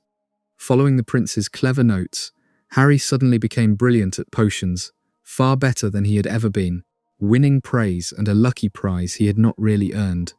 The book made him reckless and a little arrogant, and it held darker things than he realized, including a vicious spell he would one day use without knowing what it did. He did not know who the prince was. He only knew the book made him better, and he came to rely on it. Even as Hermione warned him, there was something untrustworthy about taking the secret notes of a stranger so completely to heart. Harry spent much of that year convinced, correctly for once, that something was badly wrong with Draco Malfoy, his old school enemy. Draco had grown pale and frightened and secretive, slipping away to a part of the castle no one could follow, clearly burdened with some terrible task. Harry was sure Draco had become a Death Eater and was working on something dangerous inside the school, and no one would believe him, dismissing it as his old obsession with his rival. But Harry was right. Voldemort had given the frightened boy a mission as a punishment to his family, and a near-certain death sentence, ordering Draco to find a way to let the Death Eaters into the school and to murder the old headmaster himself. And Draco was slowly, desperately, trying to repair a broken magical cabinet that would open a secret passage into the heart of the castle. All year the boy worked at it in secret, sick with fear, in over his head, while Harry watched and suspected and could prove nothing. But the most important part of that year happened in the headmaster's office, where the old man began at last to teach Harry the thing that would matter more than any spell, the true history of his enemy.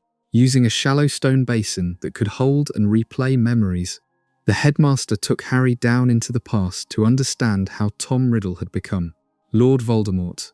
They saw his beginnings, a loveless and unhappy origin. His mother had been a witch of a poor and broken family who had used a love potion to win the handsome ordinary man she was obsessed with, and who had died giving birth to her son in a grim orphanage after the man, freed from the potion, abandoned her. They saw the boy growing up in that orphanage, strange and cold and cruel, even as a small child, already using his unknown powers to frighten and hurt other children, already collecting trophies taken from his victims, already drawn to cruelty and to the idea of his own greatness. They watched the old headmaster, then a younger teacher, come to bring the boy his school letter, and saw in that first meeting all the warning signs of what the child would become. Tom Riddle had been brilliant and charming on the surface, and entirely without love or conscience underneath, and the seeds of the monster were there from the very start. The lessons in the headmaster's office circled toward a single terrible secret: Anne. The thing that explained how Voldemort had survived the night his curse rebounded, the thing that would have to be undone before he could ever truly be killed. The headmaster needed one particular memory to be certain, a memory locked inside Slughorn, who was so ashamed of it that he had hidden and altered it. This was the real reason the old man had wanted Slughorn back at the school. He set Harry the task of getting the true memory, and Harry, after failing for most of the year, finally drew it out of the comfortable old teacher one night, with the help of the luck potion he had won, catching Slughorn in a moment of guilt and sentiment. The memory showed the young Tom Riddle, a charming student, asking that same teacher a question about the darkest of all magic, and the answer named the thing at the center of everything. A Horcrux. A Horcrux, the memory revealed, was an object in which a dark wizard could hide a fragment of his own soul, splitting himself by an act of murder, so that even if his body were destroyed, he could not truly die while the fragment survived. It was among the most evil acts in all of magic, and most wizards would not even speak of it. And young Tom Riddle had asked not about making one Horcrux, but about making several, about splitting his soul into many pieces to anchor himself to life many times over. The headmaster now understood what Voldemort had done. Anne. He had torn his soul apart and hidden the pieces in objects scattered through the world, and that was why he had survived. Why he had been able to cling to a half-life as a bodiless thing and then return. The diary Harry had destroyed years before in the Chamber of Secrets had been one of these pieces, though no one had understood it at the time. To kill Voldemort for good, every hidden fragment of his soul would have to be found and destroyed first, every Horcrux unmade, until nothing was left to hold him to the world. Only then could the Dark Wizard himself be killed. It was an enormous and secret and nearly impossible task, and the old headmaster had been searching out these soul pieces in secret for some time, and now he meant to take Harry with him to find and destroy one. Through all of this, life and youth went on around the war, as life insists on doing. Harry found, to his own surprise, that his feelings for Ron's sister Ginny had grown into something deep and real, and after a long ache of jealousy and uncertainty, the two of them came together at last. And Harry had, for a brief golden while, something purely happy in the middle of everything dark. Ron and Hermione circled each other through their own clumsy, painful dance of jealousy and longing, not yet able to say what they plainly felt. For a few months the castle held both the gathering darkness and these small, bright, ordinary joys side by side, the way real life always mixes them, and Harry understood even then that these were stolen days, that the war would come for all of it soon enough. Let me pause here for a moment, at the heart of the long story, and take a slow breath together before the darkest part of the night. If these quiet hours are helping you drift towards sleep, a gentle tap on the like button helps other people who are lying awake find this calm place in the dark, and this part of this story that has always stayed with you. You are welcome to leave it in the comments for the rest of this late night company to find. There is no need to stir. It can wait until morning. For now, settle a little deeper into the warmth. Let your breathing slow, and we can go on together through the rest of the story. Near the end of the year, the headmaster judged that he had found one of the hidden soul pieces, and he took Harry with him to retrieve it, trusting the boy now as a partner in the secret war. They travelled to a grim cave on a cliff above the sea, a place Voldemort had used as a child to torment other children and had later filled with cruel protections to guard his treasure. To reach the hidden soul piece, they had to cross a black underground lake, and the protection guarding it was monstrous in its cleverness. The locket lay at the bottom of a stone basin filled with a potion that could only be removed by drinking it, a potion designed to fill whoever drank it with despair and terror and unbearable thirst. The old headmaster made Harry promise to keep making him drink it, no matter how he begged to stop, and then he drank, cup after cup, while it tortured him, crying out at visions of old griefs and horrors, pleading for it to end, and Harry forced him to keep going because he had promised. The hardest thing the headmaster had ever asked of him. They took the locket at last, but the disturbed water of the lake rose up against them, full of the reanimated corpses of the dead that Voldemort had set there as guards, and the headmaster, weak and poisoned as he was, summoned a great ring of fire to drive them back so the two of them could escape. He was failing badly by the time they returned to the school, and they returned to find it under attack. The dark mark hung in the sky above the highest tower. Draco had finally succeeded in his terrible task, repairing the cabinet and using it to let the Death Eaters into the castle, and a battle was breaking out in the corridors below. The headmaster, dying from the potion, used the last of his strength to get himself and Harry to the top of the tower, and there the end of the long year came.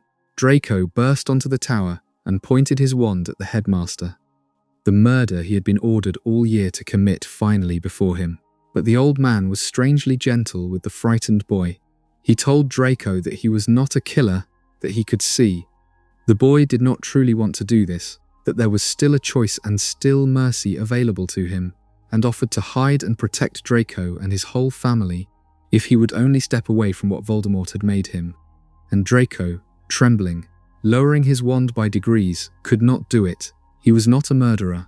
For all his cruelty, he could not bring himself to kill an old, unarmed man who was offering him kindness. Harry was there for all of it, hidden and frozen, held silent and motionless under his invisibility cloak by the dying headmaster's last wandless command, forced to watch and unable to intervene. And so he was there when other Death Eaters crowded onto the tower behind Draco, and he was there when Snape arrived last of all. The headmaster looked at Snape and said his name, and said one more word, a soft word that could have meant many things. Please. And Snape raised his wand and killed the old headmaster where he stood, struck him down with the killing curse, and the greatest wizard of the age fell backward off the tower and down through the night to the ground far below. The man Harry had trusted and loved above all others, the one fixed point in his whole dangerous life, was dead, murdered by the cold teacher Harry had always suspected. And it seemed in that moment that the last protection had been torn away and the darkness had finally won. In the grief and chaos that followed, 2 more wounds were added to the first. As Snape fled the castle with the other Death Eaters, Harry chased him, firing curses, screaming at him, and Snape turned and blocked every one of them with contemptuous ease and revealed, as a final cruelty, that he himself was the half-blood prince, that the clever book Harry had trusted and learned from all year had belonged to the very man who had just killed the headmaster. Everything Harry had relied on turned to ash in his hands, and then, when Harry opened the locket they had nearly died to retrieve from the cave, the locket that was supposed to hold a piece of Voldemort's soul, he found it was a fake. Inside was a note from a stranger who signed only with the initials RAB. saying that the real Horcrux had already been taken by someone who meant to destroy it, someone who expected to die before it was done. The headmaster had drunk that whole basin of poison and been brought to the edge of death for nothing, for an empty locket and a stranger's note. The real soul piece was still out in the world somewhere, and now the one man who had known how to find the others was dead. The school buried its headmaster, and the whole wizarding world came to mourn him, and it felt like the end of an age, because it was. With the headmaster gone, the last thing that had made the Dark Wizard hesitate was gone too, and everyone understood that the coming year would be the worst of the war. The school might not even reopen.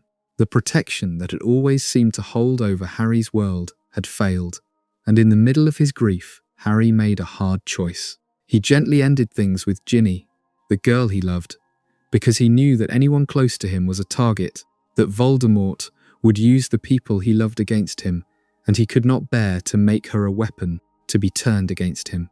It was a small private heartbreak inside a large public one, and Harry carried it without a word. Most of all, Harry made a decision about what came next. He would not return to school for his final year. The headmaster, before he died, had set Harry on the path of finding and destroying the Horcruxes, the hidden pieces of Voldemort's soul, and Harry meant to finish that task, to find every last fragment and unmake it so that the Dark Wizard could finally be killed. It was a vast and secret and almost certainly fatal undertaking, with no map and no teacher and no clear idea even of what the remaining Horcruxes were or where they might be hidden. He meant to do it alone, to keep his friends safe, but Ron and Hermione would not hear of it. They had been beside him since the very first train ride, through every danger of every year, and they refused to let him face the worst of it without them. The three of them would go together, as they always had, into the long dark final stretch of the story, to hunt down the pieces of a Dark Wizard's torn soul, with the whole world falling into shadow around them. The final year of the story was the darkest, and it began with a desperate flight. Harry had turned 17, the age at which the old protection tied to his mother's blood, which had shielded him at the Dursleys' house all his life, would break for good. Before it failed, the order came to move him to safety, and because Voldemort's people were watching for exactly this, they used a trick. 6 of her friends took a potion to disguise themselves as perfect copies of Harry, so that 7 identical Harrys flew off in 7 different directions at once, and the enemy could not know which was the real one. The plan went wrong almost at once. The Death Eaters were waiting in the sky in force, having learned of the move through betrayal, and a furious aerial battle scattered the escaping pairs through the night. In the chaos, the great old Auror Mad-Eye Moody was killed, and one of the Weasley brothers lost an ear, and Harry barely survived, saved partly by his own wand acting on its own against the Dark Wizard who pursued him, doing magic Harry had never learned. They reached safety, but the cost was high, and the war had taken its first friends of the final year before it had truly begun. There was a brief island of joy in the darkness, a wedding at the Weasleys' home, the marriage of the eldest Weasley brother, a day of flowers and music and family, in the middle of the gathering storm, the last happy gathering before everything came apart, but even that was not allowed to finish. In the middle of the celebration, a glowing messenger arrived with terrible news. The ministry had fallen. The government of the wizarding world had been taken over from within by Voldemort's people, the minister killed, the whole apparatus of the state, now a tool of the Dark Wizard, though he was clever enough not to declare himself the ruler openly. Panic swept the wedding as the Death Eaters arrived to seize anyone they could, and Harry, Ron, and Hermione vanished into the crowd and escaped together into the night, on the run now with nowhere safe to go, the 3 of them alone against a world that had fallen entirely under their enemy's control. They took refuge in the gloomy old London house that had belonged to Sirius, the headquarters of the Order, now empty and grieving, and there, by chance and persistence, they began to unravel the first thread of their impossible task. The locket from the cave had been signed R.A.B., and they discovered at last who that was, Sirius's own dead younger brother, Regulus Black, who had been a Death Eater and then turned against Voldemort, and who had stolen the real locket Horcrux and died trying to begin its destruction. The locket had passed into the old house and then been thrown away and then stolen by a petty thief. With the help of Sirius's bitter old house elf creature, whose story turned out to be bound up tragically with that very locket, the three friends tracked the stolen Horcrux to its new owner. It was around the neck of one of the cruelest figures, now running the conquered Ministry, a woman who tormented Muggle-born witches and wizards in the name of the new regime. To get it, they would have to walk straight into the heart of enemy territory, into the Ministry of Magic itself, now the Lion's Den. Anne. Disguised by the transforming potion as three ordinary Ministry workers, the friends infiltrated the conquered Ministry, moving through corridors full of fear and propaganda, witnessing the cruelty of the new order as it put Muggle-born witches and wizards on trial, simply for existing. They snatched the locket and rescued several terrified prisoners and fought their way back out, but their cover was blown in the escape. And when they fled by magic back toward their hiding place, an enemy caught hold of them at the last second and learned its location. So that the old house was no longer safe. They could never return to it. From that moment, the three of them were truly homeless, fugitives with no base and no allies, carrying a captured piece of their enemy's soul and no idea how to destroy it, hunted across the country with the whole power of the state turned against them. So began the long, hard middle of that final year, a stretch of weeks and months in which the three friends lived in a small enchanted tent, moving from one lonely wilderness to the next, never staying anywhere long, cold and hungry and frightened and increasingly without hope. They had the locket but no way to destroy it. They had no clear idea where the other Horcruxes were.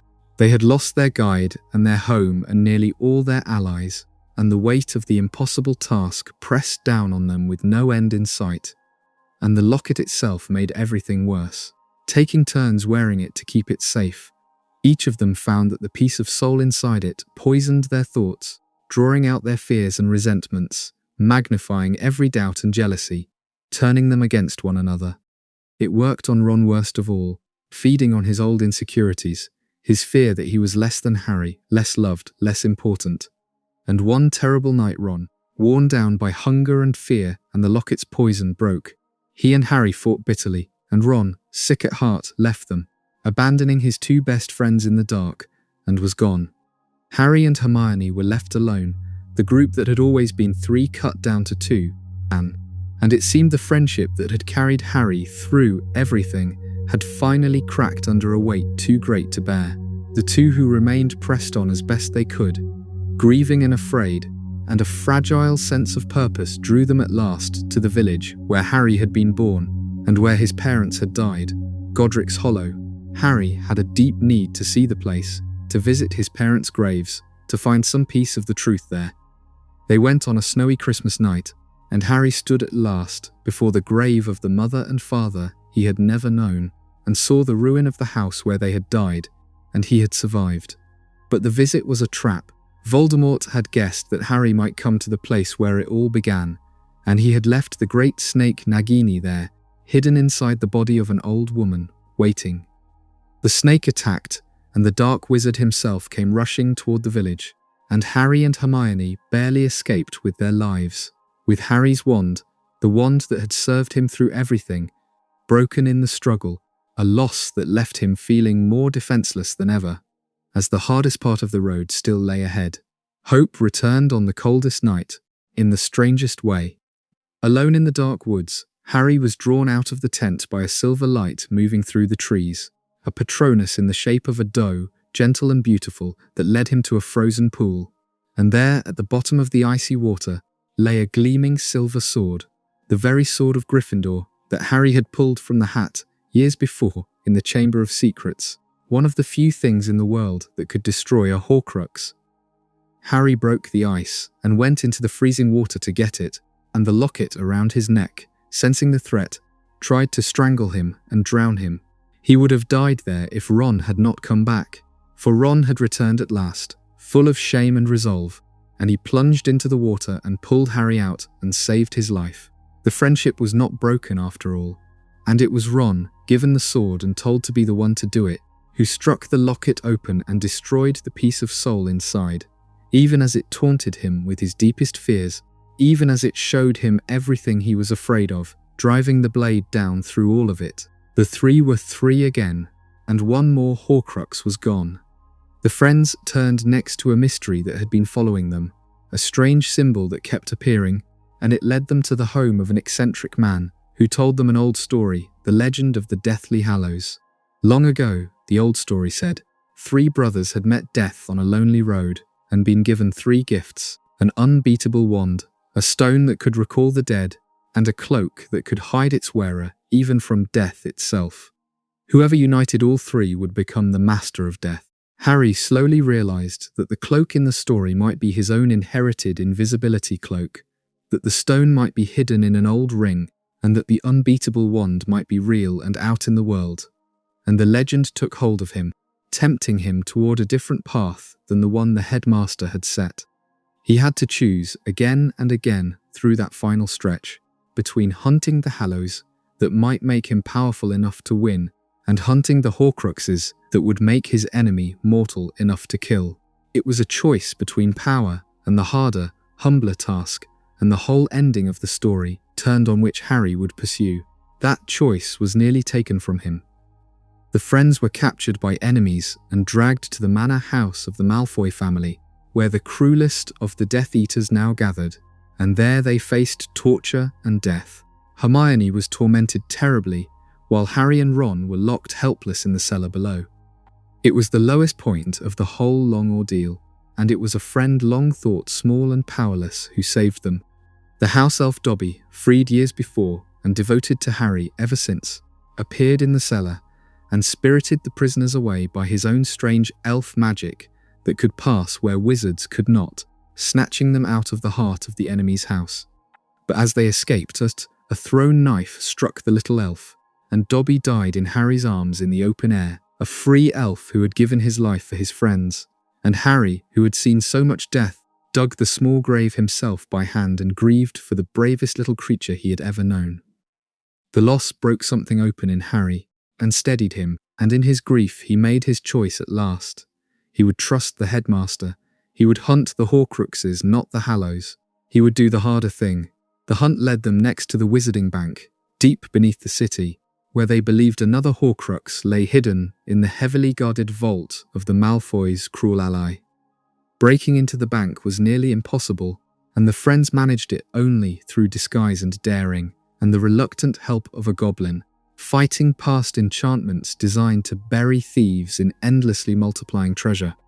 In the deepest vault they found what they sought, a small golden cup that had belonged to one of the school's founders, another piece of Voldemort's soul. They seized it and made their escape in spectacular fashion, freeing a half-blind dragon that the bank kept chained as a guard and riding it up, out through the building and away across the country, the most unlikely getaway of the whole long adventure.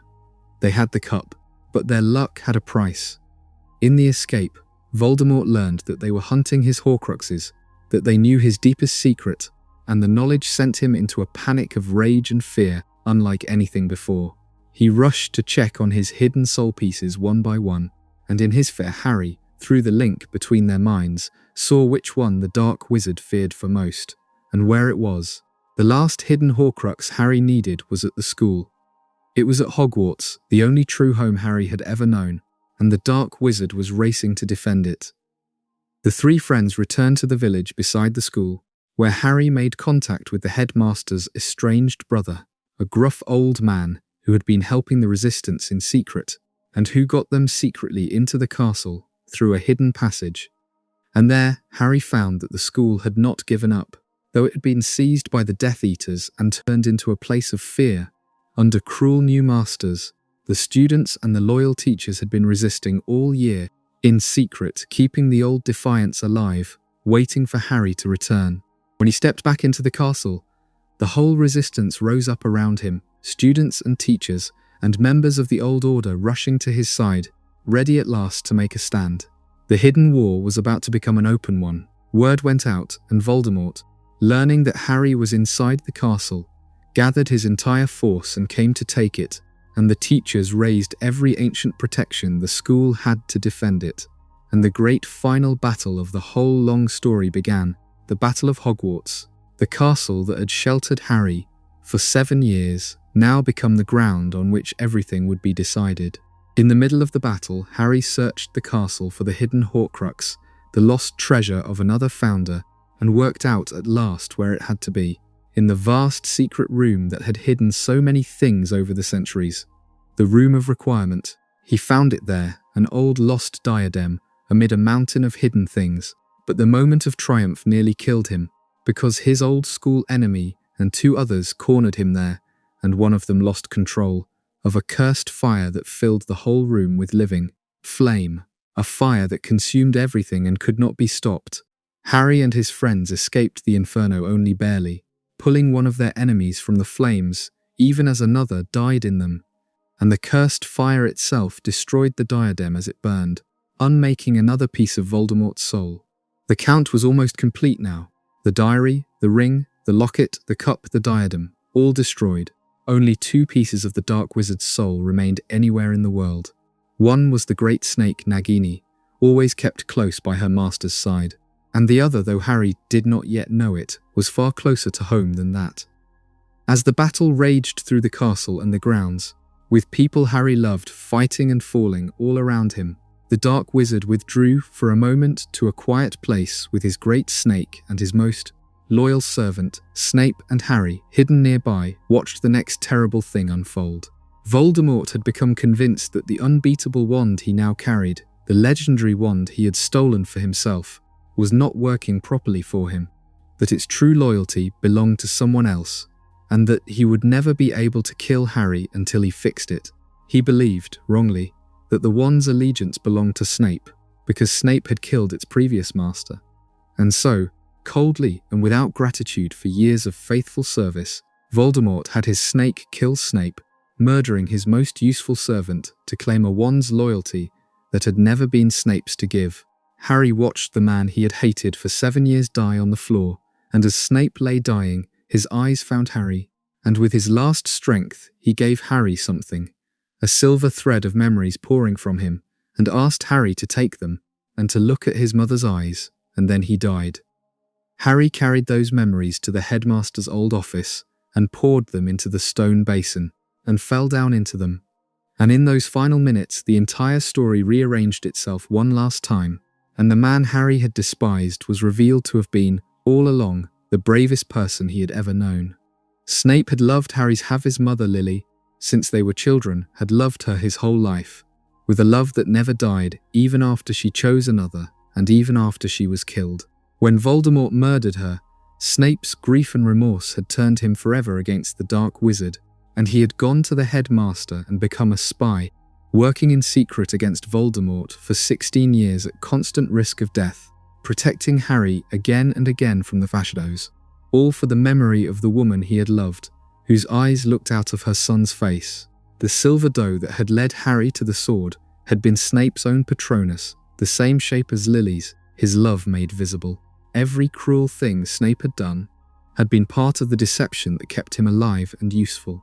Even the killing of the headmaster on the tower had been the headmaster's own plan. For the old man had been dying already from a curse, and had asked Snape to end his life cleanly, to spare him a worse death, and to spare the boy Draco from becoming a murderer. Snape had carried that unbearable secret and that unbearable role to the end, hated by everyone, thanked by no one, and had died still serving the cause in secret. And the memories held one last truth, the hardest of all, the thing the headmaster had known and not been able to say. On the night Voldemort's curse rebounded and made baby Harry the boy who lived, a piece of the Dark Wizard's torn soul had broken loose and latched onto the only living thing in the room, the child himself. Harry had been, without anyone knowing it, the final unintended Horcrux. A piece of Voldemort lived inside him, behind his scar, the source of his ability to speak to snakes and to see into the Dark Wizard's mind, and that meant the thing Harry had been dreading and refusing to understand. The piece of soul inside him could not be removed. For Voldemort to be truly mortal, every piece of his soul had to die, and that included the piece inside Harry. Harry would have to die. He would have to let Voldemort kill him, to give himself up without fighting, so that the fragment of soul he carried could be destroyed along with him. The headmaster had raised him, loved him, Anne, and prepared him all these years knowing that at the end, the boy would have to walk willingly to his own death. It was the cruelest knowledge, and Harry, sitting alone with it as the battle raged and the people he loved died, understood that there was no other way and that the time had come. And so Harry did the bravest thing he ever did, which was to walk calmly to his own death. He did not tell his friends, because they would have tried to stop him or to take his place. He went alone through the castle and out across the dark grounds toward the forest where Voldemort waited, knowing he was going to die, saying his silent goodbyes to the life and the people he was leaving. He remembered then the old golden snitch the headmaster had left him, the one inscribed with the words "I open" at the close, and he understood at last what it meant, and he pressed it to his lips, and it opened, and inside lay the resurrection stone, one of the 3 deathly Hallows, the stone that could call back the dead. He turned it in his hand, and the people he had lost came to him, dim and gentle and loving, his mother and his father, his godfather Sirius, his old teacher Lupin, standing with him in the dark, telling him they were proud of him, telling him they would stay with him until the very end, telling him that dying was easier than he feared, and that they had never truly left him. With them beside him, no longer alone, Harry walked the last stretch into the forest and into the clearing where his enemy stood waiting, and he did not fight, and he did not run.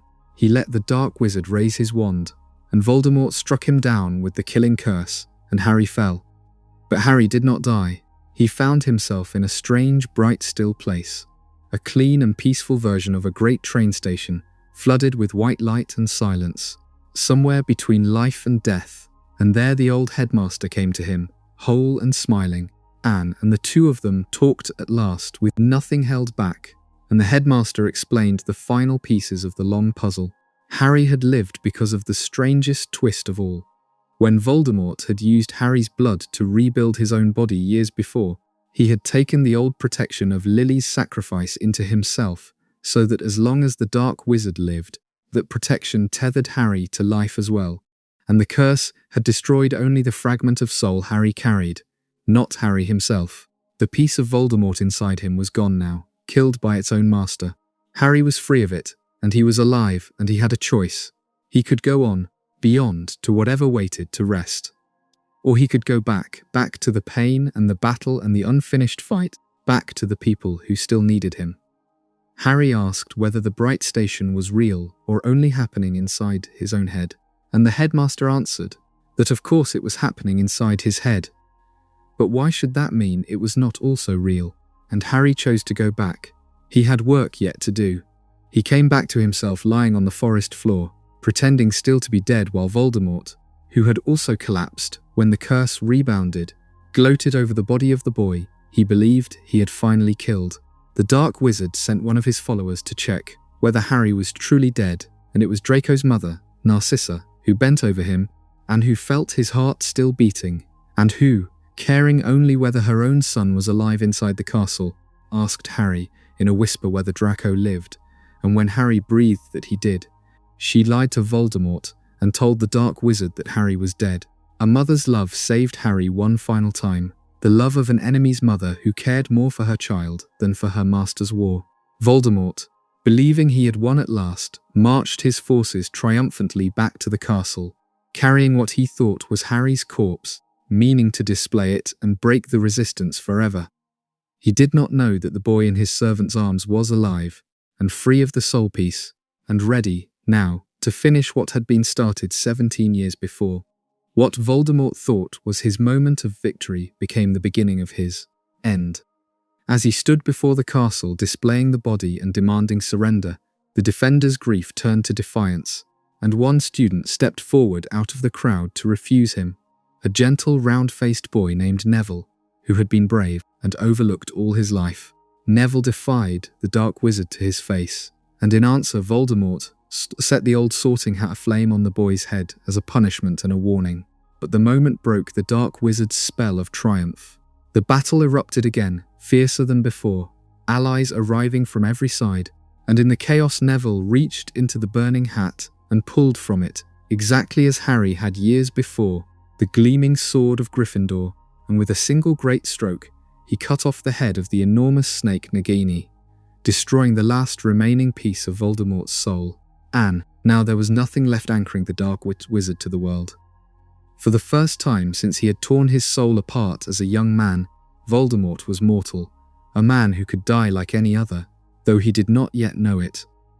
The fighting poured back into the great hall of the castle, and there at last, Harry threw off his disguise of death and revealed himself alive before everyone, and faced Voldemort one final time, the two of them circling each other in the center of the hall while the battle stilled around them to watch. Harry tried, even then, to offer the Dark Wizard a last chance at remorse, the only thing that might have saved any scrap of his ruined soul, and Voldemort, who had never understood mercy or love or regret, only sneered, and Harry explained to him, calmly, the thing that was about to kill him, the thing about the unbeatable wand. Voldemort believed the wand was his, but its loyalty did not work the way he thought. Its allegiance had passed. Through a chain of disarmings the Dark Wizard had never tracked, not to Snape and not to Voldemort at all, but to Harry, who had once disarmed the wand's true master, without ever knowing what it meant. The most powerful wand in the world had belonged to Harry all along, and it would never truly work against its own master. When Voldemort, refusing to believe it, cast the killing curse one final time, and Harry cast only a simple disarming charm, in return the unbeatable wand refused to murder the boy it answered to. The killing curse rebounded off Harry's spell and struck Voldemort instead, and the Dark Wizard fell, killed by his own curse, mortal at last, dead on the floor of the school like the ordinary man he had spent his whole life refusing to be. It was over. The long shadow that had hung over Harry's entire life, that had taken his parents and so many others, was finally, truly gone. The victory was real, but it had been bought at a terrible price, and the morning after held as much grief as relief. Many had died in the long night's battle to defend the school. One of the Weasley twins, Fred, the bright laughing heart of that loving family, was gone, leaving his brother and all who loved him with a wound that would never fully close. Harry's old teacher Lupin had fallen, and beside him his young wife, leaving behind a baby son, orphaned exactly as Harry had been, the cruelest echo of where the whole story had begun. Brave students and loyal friends lay among the dead in the great hall, where Harry had eaten his first feast 7 years before. The cost of ending the darkness had been heavy, and the joy of survival was shot through with mourning, the way real victories always are, won by the living and paid for by the lost. In the quiet after, Harry made a set of final choices that showed how much he had grown from the lost boy, in the cupboard. He had become, by the chain of events at the battle's end, the true master of the most powerful wand in the world, the unbeatable wand of legend, and with it he could have been the mightiest wizard alive. He chose instead to give it up. He used it once to repair his own old broken wand, the Holly and Phoenix wand that had been his since the very beginning, and that he loved, and then he resolved to return the powerful wand to the tomb it had come from, intending that when he died a natural death undefeated, its power would break and the long bloody history of wizards killing for it would finally end with him. He had hunted the Hallows and held all the power they promised within his reach, and he chose to set that power aside, to be an ordinary wizard with his own ordinary wand, having learned the lesson the headmaster had spent his life trying to teach, that the people who should be trusted with power are exactly the ones who do not crave it. It is worth resting here for a moment, near the end, on what this long story is really about underneath all its magic, because that is the part that stays with people long after the details fade. For all its wizards and monsters and spells, it is a story about very human things. It is about friendship, about 3 children who met on a train and stayed beside one another through every danger for 7 years, who saved one another again and again, whose loyalty to each other was in the end a greater power than any curse.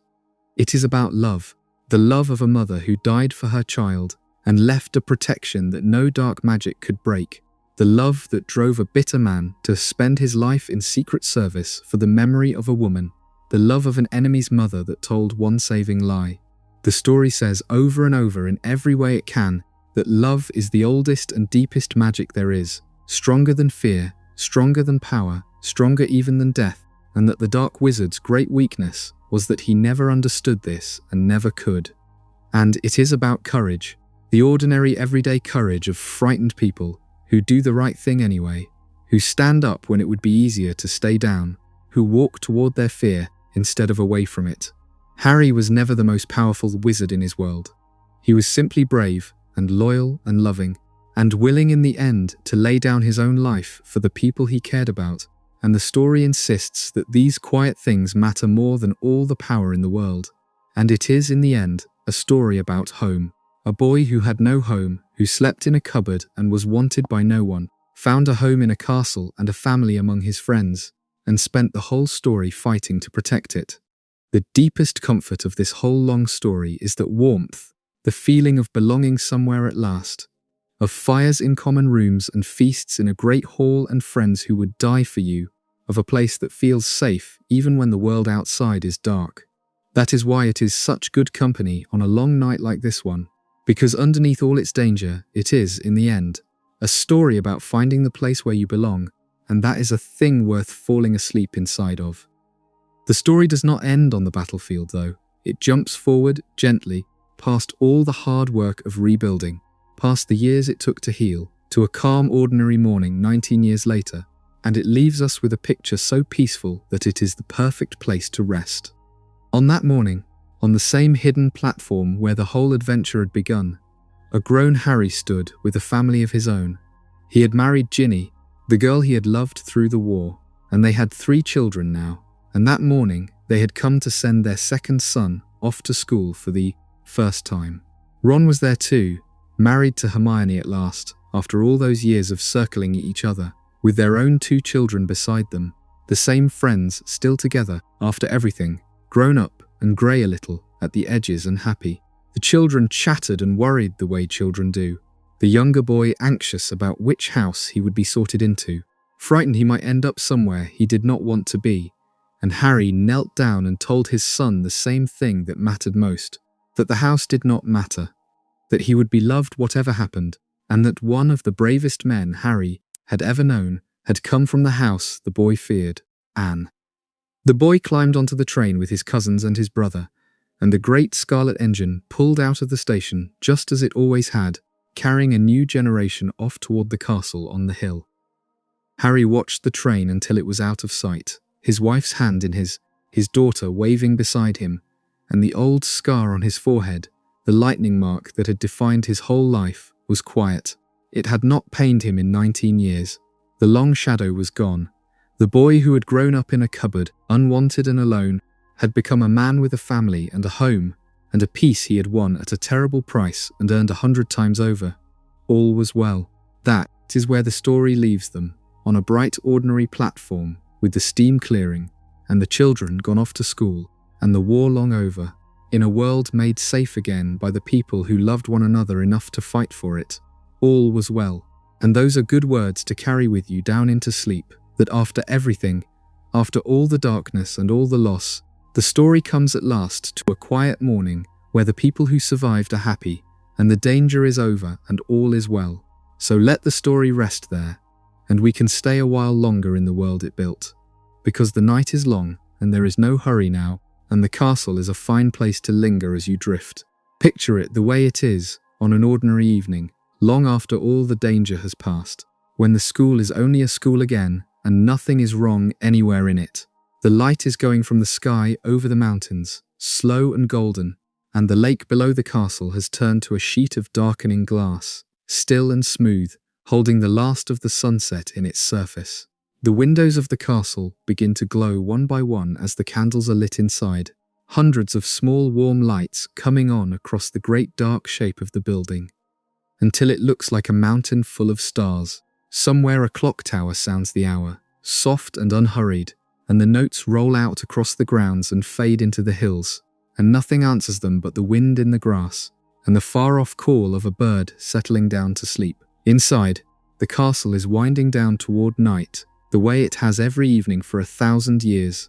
The long day of lessons is over. The corridors that rang all afternoon with footsteps and voices have gone soft and dim, lit only by torches in their brackets that burn low and steady, throwing gentle pools of light along the old stone floors.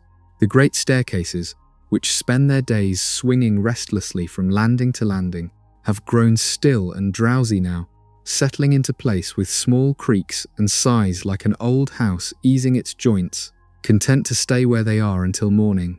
The portraits along the walls are dozing in their frames, the painted knights nodding over their shields, the painted ladies asleep in their painted chairs, a few of them snoring faintly, all of them at rest.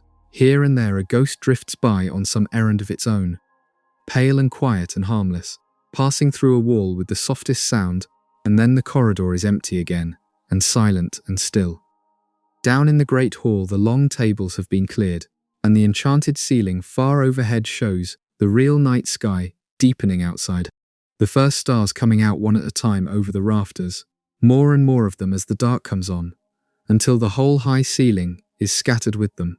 The last few candles drift in the air above the empty tables, their flames small and golden and unwavering, and the great room that held 1,000 voices at supper now holds nothing but quiet and starlight, and the faint warm smell of the fires burning low in their hearths. It is a peaceful place to be at this hour, the hall at night, vast and dim and gentle, with the stone keeping the day's warmth and the painted stars wheeling slowly overhead, and you could sit in it a long while and feel nothing but calm settling over you like a blanket drawn up to the chin.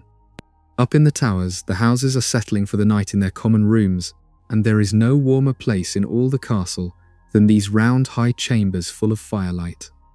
Imagine the one at the top of the tower, the room where the brave house gathers, reached by a winding stair behind a hidden door. It is full of deep soft armchairs and squashy old couches arranged around a great fireplace, and the fire is burning down now to a bed of glowing embers that pulse and shift and fill the whole room with a soft red-gold light. The day's noise has faded. A few students remain, finishing their work, or simply sitting, too comfortable to move, watching the fire. One has fallen asleep in a chair with the book open on her chest, rising and falling with her slow breathing. Another stares into the embers, thinking of nothing in particular, warm to the bones, his eyes growing heavy. The tall windows show the black sky and the stars beyond, and a little wind moves against the glass. But in here all is warmth and firelight, and the deep ease that comes at the end of a long full day. One by one they give in to sleep and climb the stairs to the dormitories, the round rooms at the very top of the tower where the beds wait. These are good beds for sleeping, 4 posters hung with heavy curtains that pull shut to make a small dark private world, piled with thick warm blankets, set in a row beneath windows that frame the stars. The students climb into them and pull the curtains and burrow down into the warmth, and the beds seem almost to hold them, soft and deep and safe high above the sleeping grounds. Outside the wind moves around the tower and the stars turn slowly overhead, but inside the curtains it is dark and warm and perfectly still, and one by one the breathing in the room grows slow and even, and the candles gutter out, and the whole tower full of children sinks down gently into sleep. You can feel the pull of it just imagining it, the warmth of those blankets, the dark behind the curtains, the deep safe quiet of a high room full of sleepers under the stars. The other houses are settling too, each in its own corner of the castle, each in a place that suits it. Far below, near the warm, busy kitchens, the loyal house has its round, snug rooms close to the earth, low-ceilinged and cozy, full of plants and soft yellow light, smelling faintly of good food and warm bread, as comfortable as a burrow underground. High in another tower, the clever house has its airy blue rooms hung with stars and draped in midnight hangings, with a view of the mountains and the sky that goes on forever. A fine place to lie awake a while watching the night, and then to drift off beneath the painted constellations, and down by the lake, in rooms that look out into the green underwater dark. The cunning house sleeps to the soft shifting light of the water beyond the windows, the lake lapping gently against the glass, the slow drift of distant shapes moving through the deep, a strange and soothing lullaby of water and shadow. Every house, every tower, every snug and hidden room, all of them filling up with sleep now as the night deepens, the whole great castle breathing slow and easy as its 1,000 sleepers settle down. Outside the castle the grounds lie under the stars, wide and dark and calm, and they are worth wandering in your mind as you fall asleep, because there is a great peace out there in the night. The lawns roll down from the castle walls toward the lake, silvered with dew now, soft and cool, sloping away into the dark. The lake itself lies enormous and still, a great black mirror holding the stars, so smooth that you could not tell where the water ended, and the sky began but for the faint line of the far shore. Now and then the surface stirs, a slow ripple spreading out in widening rings as some gentle creature of the deep turns over far below, and then the water settles again, smooth and dark and patient. A giant squid drifts somewhere beneath it, vast and harmless, trailing its long arms through the cool dark, asleep or nearly so. The reeds at the water's edge bend and whisper in the night wind, and a family of birds sleeps among them, heads tucked under wings, and the whole shore breathes slow and even in the dark. Beyond the lawns stands the great forest, and even that, which holds its share of wild and ancient things, is calm at this hour, settled and sleeping under the same stars. The tall trees stand black against the sky, their topmost branches stirring gently, and beneath them the deep wood is quiet. The creatures of the day, asleep in their dens and burrows, the creatures of the night, moving softly about their business, and meaning no harm to anyone. A herd of centaurs stands somewhere in a moonlit clearing, gazing up at the stars they love to read, still and thoughtful and at peace. The unicorns sleep in the deep glades, pale and silver in the dark. Somewhere a great gentle beast turns over in its rest with a sound like a slow sigh. The forest that seems so full of danger by the light of an anxious afternoon is only the forest at night now, old and dark and breathing, keeping its own quiet counsel beneath the wheeling stars, and the small things of the grounds are sleeping too. In the hut at the forest edge, a fire burns down in the grate, and a great kind keeper of the grounds dozes in his enormous chair with his enormous dog asleep across his feet, both of them snoring, the firelight playing over the clutter of a happy cluttered home. In the greenhouses, the strange plants have folded their leaves for the night, and the gentle ones sway a little in their pots, and make small contented sounds in their sleep.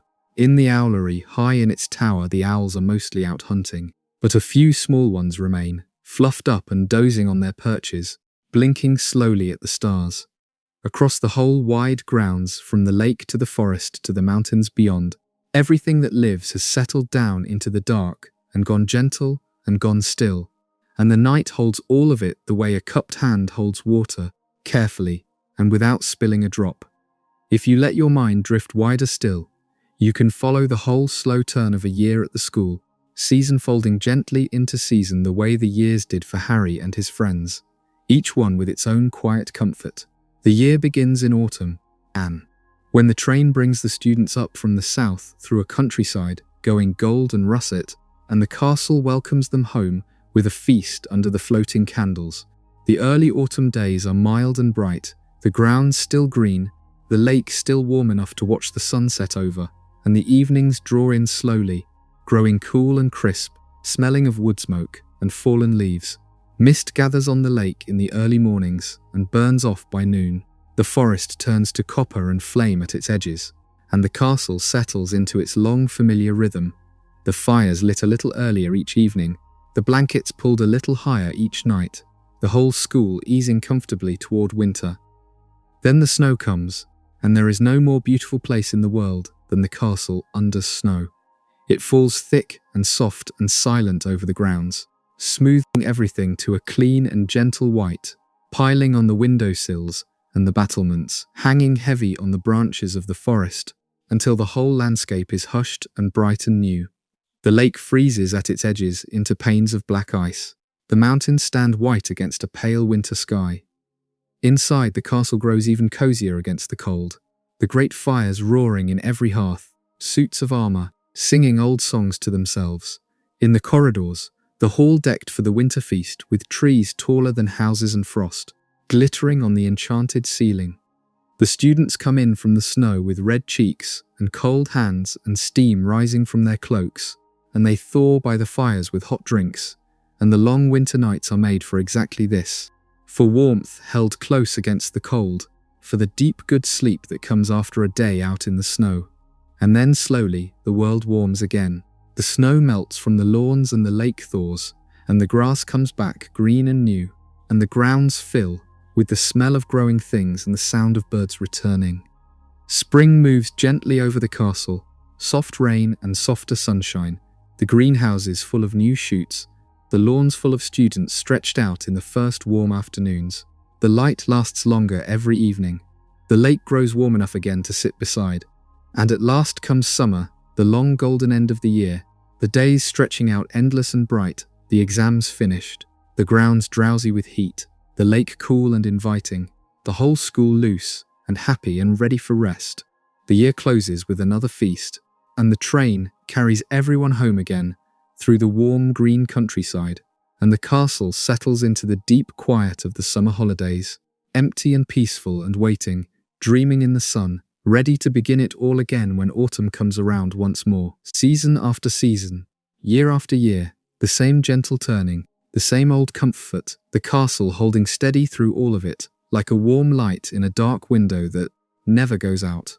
There is a particular comfort, too, in the small everyday magic of the place, the ordinary wonders that the people who live there stop noticing after a while, and it is soothing to turn them over slowly in the mind. Think of the way the staircases move, swinging gently from one landing to another, so that getting anywhere is a small adventure, and you simply wait, patient and unhurried, for the steps to carry you where you mean to go.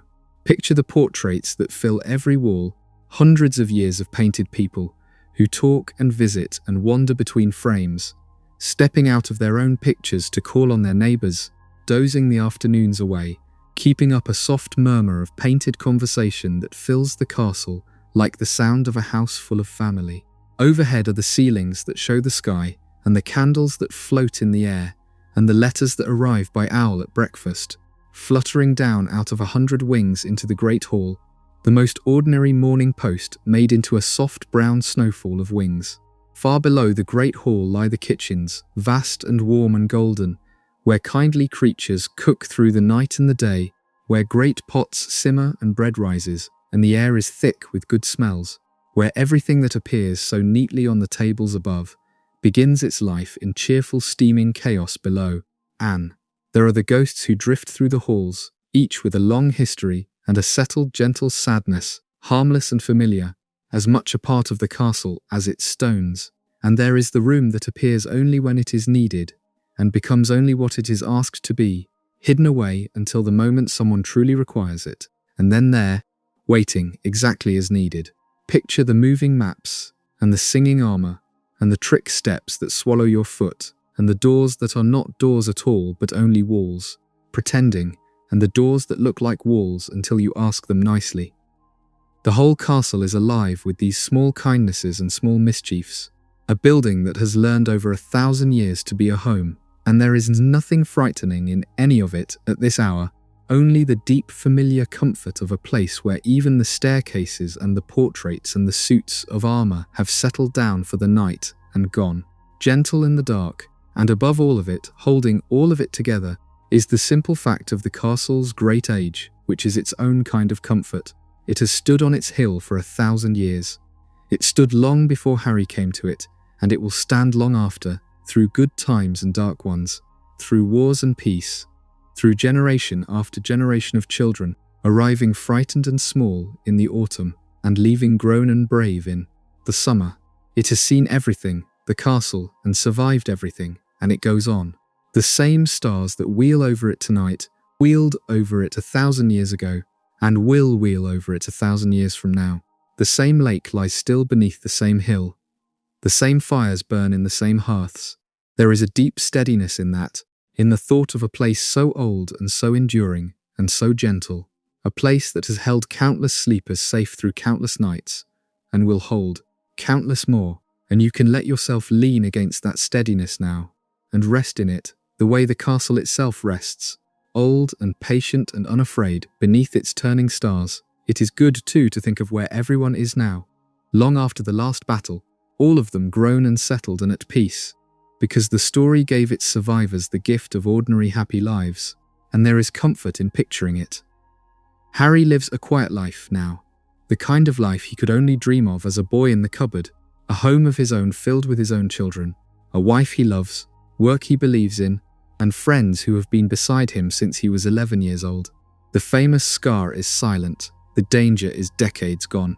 He wakes in a warm house to the sound of his family and there is nothing hunting him, and there is nothing to fear, and the long hard story has set him down at last in a life that is simply good. Ron and Hermione are nearby, married and happy. Their old bickering softened into the easy comfort of two people who have known each other their whole lives, raising their children alongside Harry's. The three friends, still together, the way they always were. The Weasley family, who lost so much, went on and grew and healed as families do, gathering still at the crooked happy house for the holidays. More grandchildren every year, the long table always crowded, the laughter always loud, the missing one remembered with love, and never forgotten, but no longer only a grief. The people who survived built good lives out of the peace they had won. The school reopened and filled again with children, and went on exactly as it always had, the staircases moving, the candles floating, the feast laid out beneath the stars, generation after new generation, arriving small and frightened and leaving grown and brave, none of them knowing or needing to know the full weight of what had been paid, so that they could sit and eat in safety beneath that enchanted ceiling. And the ones who were lost are at rest. That is its own kind of peace, the deep peace of those whose work is done. The brave who fell defending the castle sleep now, their long fight over, their courage remembered. Harry's parents, who died to save him, are at rest, their sacrifice honoured, and their son grown safe and happy, and old enough now to have children of his own who carry their names. The godfather, the teachers, the friends, all the ones the story took along the way, are quiet now, beyond all harm, their part in the long fight finished, and their rest well earned. The story does not pretend their loss did not hurt.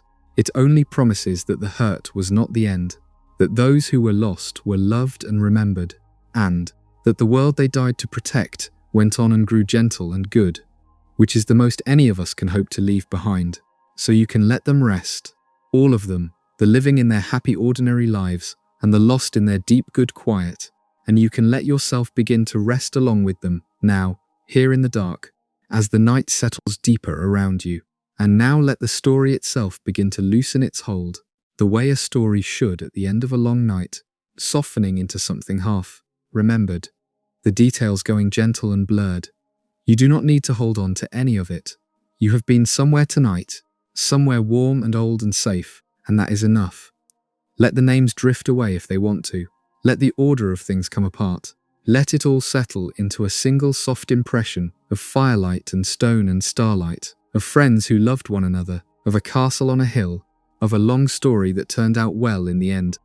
That is all you need to carry down into sleep, the warmth of it, the feeling of it, the quiet certainty that everything came right.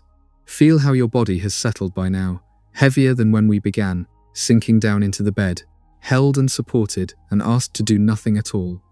There is nowhere you need to be. There is nothing you need to do. The day behind you is finished, whatever it held, and it can be set down now, all of it, the way the students set down their books at the end of term and walked out into the long summer. Let your shoulders settle, let your jaw soften, let the small tightness around your eyes ease, and let your breathing go slow and deep, and even the way the breathing goes slow, and even in a tower full of sleepers high above a dark lake. In and out, unhurried, like the slow lap of water against the shore, like the slow turn of the stars across the enchanted ceiling, like the deep even breathing of an old castle settling down for the night. If your thoughts are still moving, that is all right. You do not need to chase them or stop them. Just let them drift the way the painted figures drift from frame to frame along the walls, wandering off somewhere quiet, growing fainter, settling at last into their own pictures to doze. Let each thought you have wander off into its frame and grow still.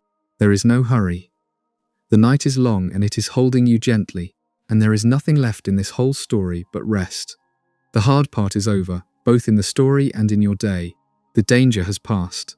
The shadow is gone. All that is left is the warm dark and the slow breathing and the deep good quiet of a place where you are safe. And you can let yourself sink all the way down into it now, as far down as you like, into the soft and starlit dark. And if it helps you drift, let the whole long story come back to you once more in miniature, soft and slow and out of order, the way a familiar story returns when you are nearly asleep, just the warm shapes of it with none of the sharp edges. You remember the baby left on a doorstep on a cold November night, wrapped in blankets, safe in a giant's arms. You remember the cupboard under the stairs, and the boy who did not yet know what he was, and the flood of letters that would not stop coming, no matter how hard anyone tried to keep them out. There was a hidden street behind a small grubby pub, and a wand that chose its owner, and a wall on a train platform that you could walk straight through if only you believed you could. And there was a scarlet train winding north through a golden countryside toward a castle full of light, Anne. Then came the 3 children in a compartment who would grow into the best of friends, and the battered old hat that looked into your heart and called out where you belonged, and the great hall full of floating candles beneath a ceiling of stars.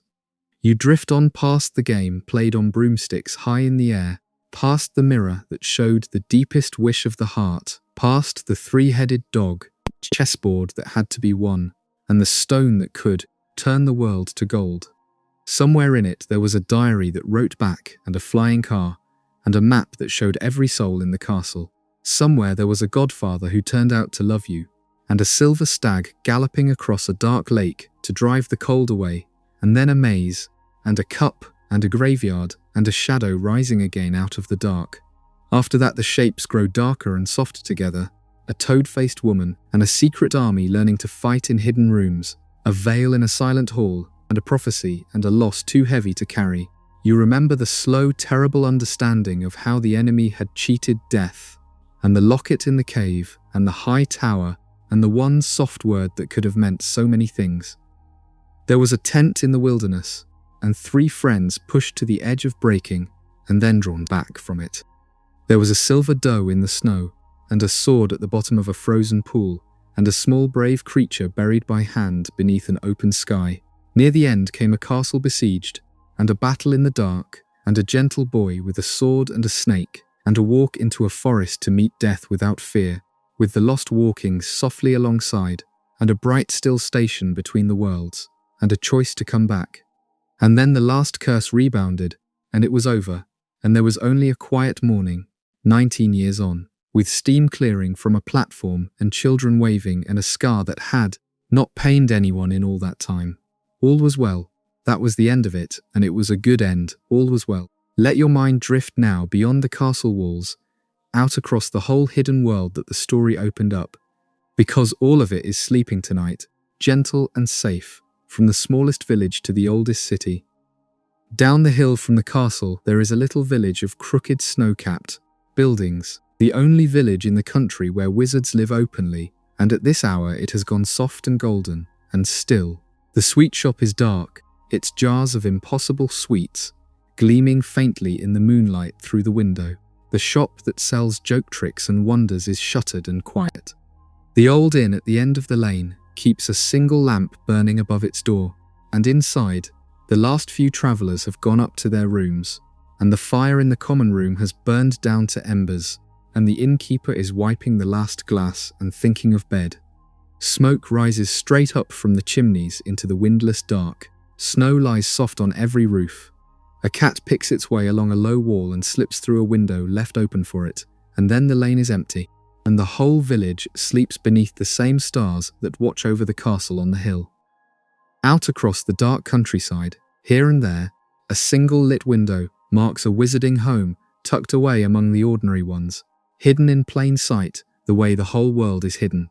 In one of them, a crooked, many-storied house leans impossibly against the night, held up by love and magic, and inside it a large family sleeps. The table cleared, the clock on the wall ticking softly, its many hands all pointing safely to home. A garden gnome snores under a bush. An old ghoul shifts in the attic and settles. The wind moves through the orchard where the family plays its games in the summer, and the long grass bends and whispers, and the house dreams its crooked dreams, warm and full and at peace. All across the land these hidden homes sleep, each one a small warm light in the dark, each one safe. The long war that once threatened every one of them now decades gone and half forgotten, a story the grandparents tell. The great train that carries the children north and south sleeps too. This time of year, resting in its shed, its scarlet sides gone cool and dark, its fires banked, waiting patiently through the long holiday for the day it will be needed again. It dreams, if engines dream, of the open track and the green countryside rolling by, and 1,000 excited children pressed to its windows. In the wizarding parts of the great city, the hidden offices and courts and shops have emptied for the night. The long marble halls gone silent, the fireplaces cold, the daytime bustle of a whole secret government stilled to nothing but the soft footsteps of a single night watchman making his rounds. Even there, in the busiest heart of the hidden world, the night brings the same deep quiet that it brings everywhere, the same settling, the same rest. And above all of it, crossing the whole dark country from end to end, the owls fly through the night on their silent errands. The soft beat of their wings, the only sound in the high cold air, they carry letters and parcels over sleeping fields and sleeping villages and sleeping towns, threading between the stars, patient and tireless and calm, the quiet postman of a quiet world. One crosses the face of the moon for a moment, a small dark shape against the white, and then is gone. Another settles on a windowsill, delivers its letter to a darkened house, and lifts off again into the dark. All night they fly soft and steady, while the world beneath them sleeps, and there is something so peaceful in the thought of them up there, going gently about their business, watching over the sleeping land on their silent wings. The whole hidden world is at rest tonight then, every corner of it, the castle and the village and the crooked houses and the great city and the dark fields between, all of it gone quiet and safe beneath the turning stars, held in the same deep calm that is settling over you now. There is no danger anywhere in it. The shadow that once fell across all of it has long since lifted.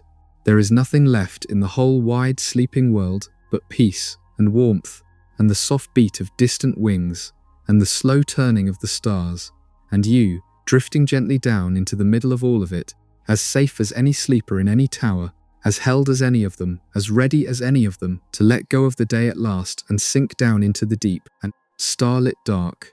There are quiet corners of the castle worth visiting in your mind as you drift, rooms that are gentlest of all at this late hour. The great library lies dark and silent now, its long aisles of shelves rising up into shadow, thousands upon thousands of old books standing shoulder to shoulder in the dim, holding all their stories and their secrets patiently until morning. A little moonlight falls through the tall windows and lies in pale stripes across the reading tables, where students bent over their work all day.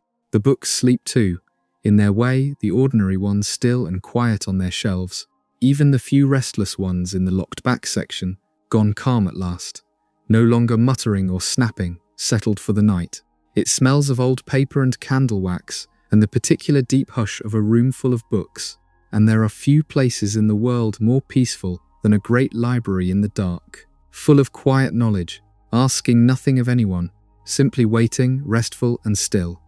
The hospital wing is quiet too, its long row of white beds empty and smooth in the moonlight, clean and calm and orderly, a place of healing gone peaceful now that there is no one to heal. The cabinets of remedies stand neat along the walls. A single lamp burns low at the matron's door. The high windows show the stars, and the night breeze stirs the curtains gently, and the whole long room breathes a clean and gentle quiet, the quiet of a place whose only purpose is to make people well and let them rest.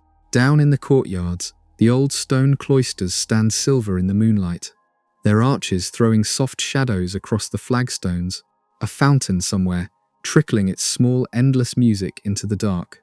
The covered galleries with their long hangings sway faintly in the draught, the old embroidered scenes upon them gone dim and dreamlike in the low light.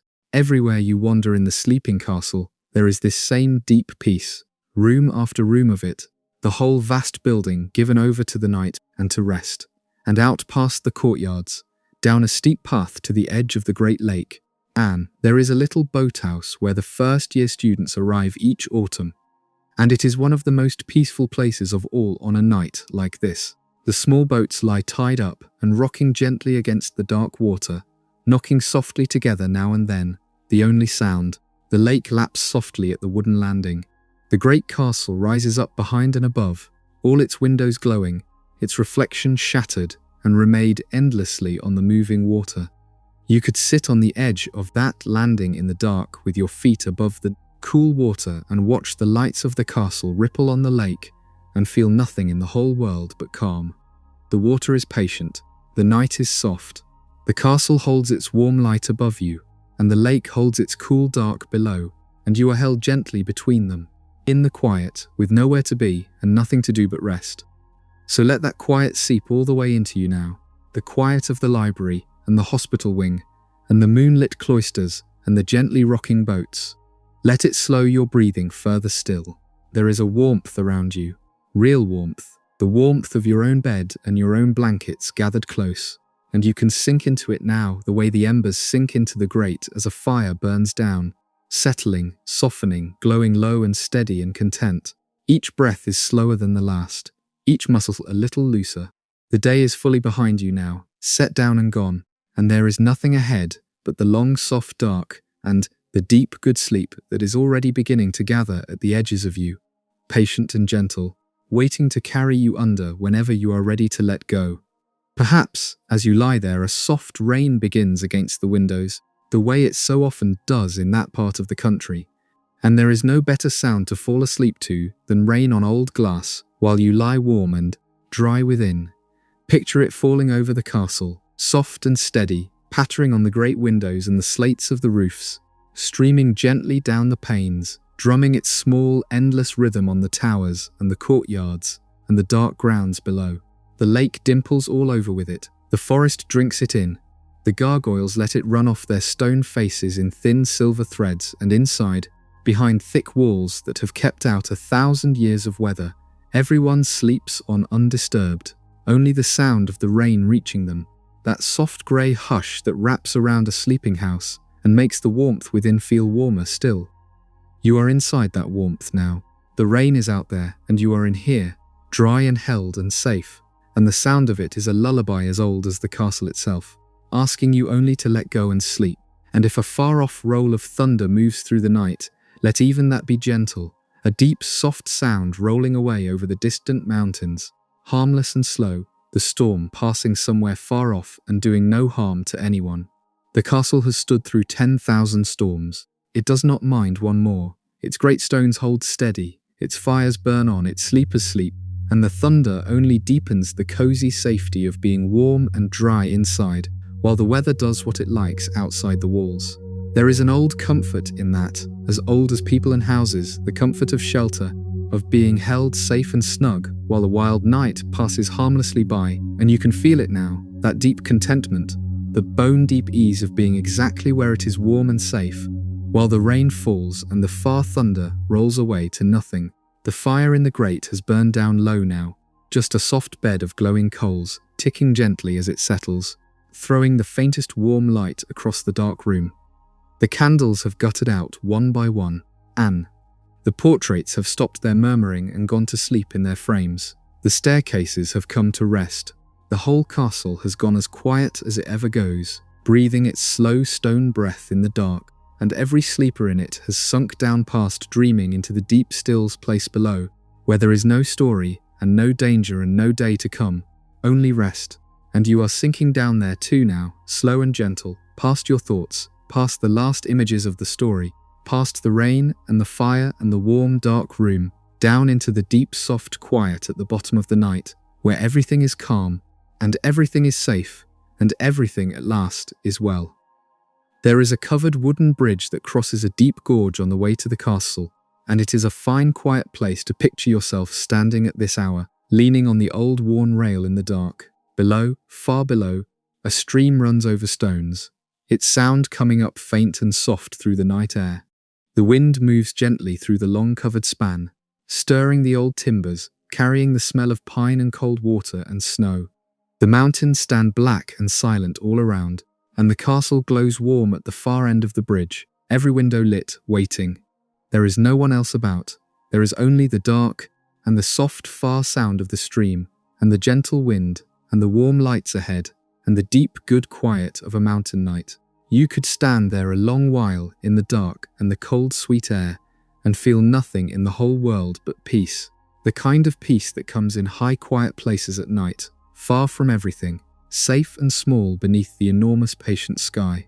High at the top of one of the tallest towers there is an open platform where the students go to study the stars, and there is no more peaceful place to rest your mind at the close of a long night. Up there, the whole sky opens out above you, vast and deep and scattered with more stars than you could ever count. The same stars that wizards and ordinary people alike have watched and named and wondered at for thousands of years. On a clear night, the great band of the galaxy arches overhead from one horizon to the other, a river of soft light spilled across the dark. The constellations turn slowly through the hours, the old pictures the ancients drew among the stars, the hunter and the bear and the swan and all the rest, wheeling gently overhead as the night deepens, patient and silent and unimaginably far away. The air up there is cool and clean and still, and there is nothing to hear but the wind, and nothing to do but lie back and let the slow turning of the heavens carry your thoughts away into the dark. There is a deep calm in the night sky, a calm that comes from its sheer size and its sheer age and its sheer distance from all our small worries. The stars do not hurry. They have shone for longer than anyone can imagine, and they will shine long after, steady and serene, turning through the same slow circles night after night, year after year, age after age. The same stars look down on the castle when its first stones were laid 1,000 years ago. The same stars look down on a baby left on a doorstep, and on 3 friends meeting on a train, and on a final battle in the dark, and on a quiet morning 19 years later, with the steam clearing from a platform. They look down now on you, wherever you are lying as you listen. The same ancient patient stars, shining softly through your window or beyond your ceiling, keeping their slow watch over you as they have kept it over every sleeper who ever lived.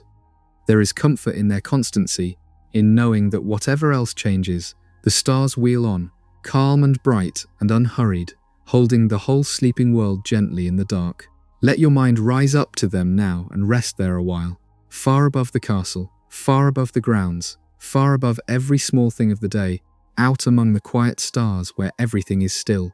Feel how small and far away all your worries seem from up there, how gently the whole world turns beneath you, how deep and soft and endless the dark is, scattered with its patient lights. You can let yourself float there, weightless and calm, in the great quiet between the stars, with nothing pulling at you and nothing asking anything of you, held in the same vast peace that holds the turning constellations and the sleeping castle and the whole dark dreaming world below. Breathe slow, drift. There is nothing up here but stillness and starlight and rest, and you can stay as long as you like, as the stars wheel softly on and the night carries you gently, gently down towards sleep. Come back down now, slowly, gently from the stars to the warm earth of the grounds, where the greenhouses stand in a row beside the castle, their glass panes silvered with moonlight. Inside them, all through the night, the strange and gentle plants of the school go about their slow green lives, growing and breathing in the dark, and there is a soft, living peace in there that is good to rest beside. Some of the plants have folded their leaves and flowers shut for the night and stand still in their pots, dreaming whatever plants dream. Some sway a little on their own, with no wind to move them, swaying slowly back and forth in the dark as if to music only they can hear. A few give off a faint soft glow, a gentle silver-green light that pools in the dark glass house and catches on the dewdrops gathered along the leaves. The air in there is warm and damp and rich, with the smell of earth and growing things, and the only sound is the slow drip of water and the faint rustle of leaves shifting in their sleep.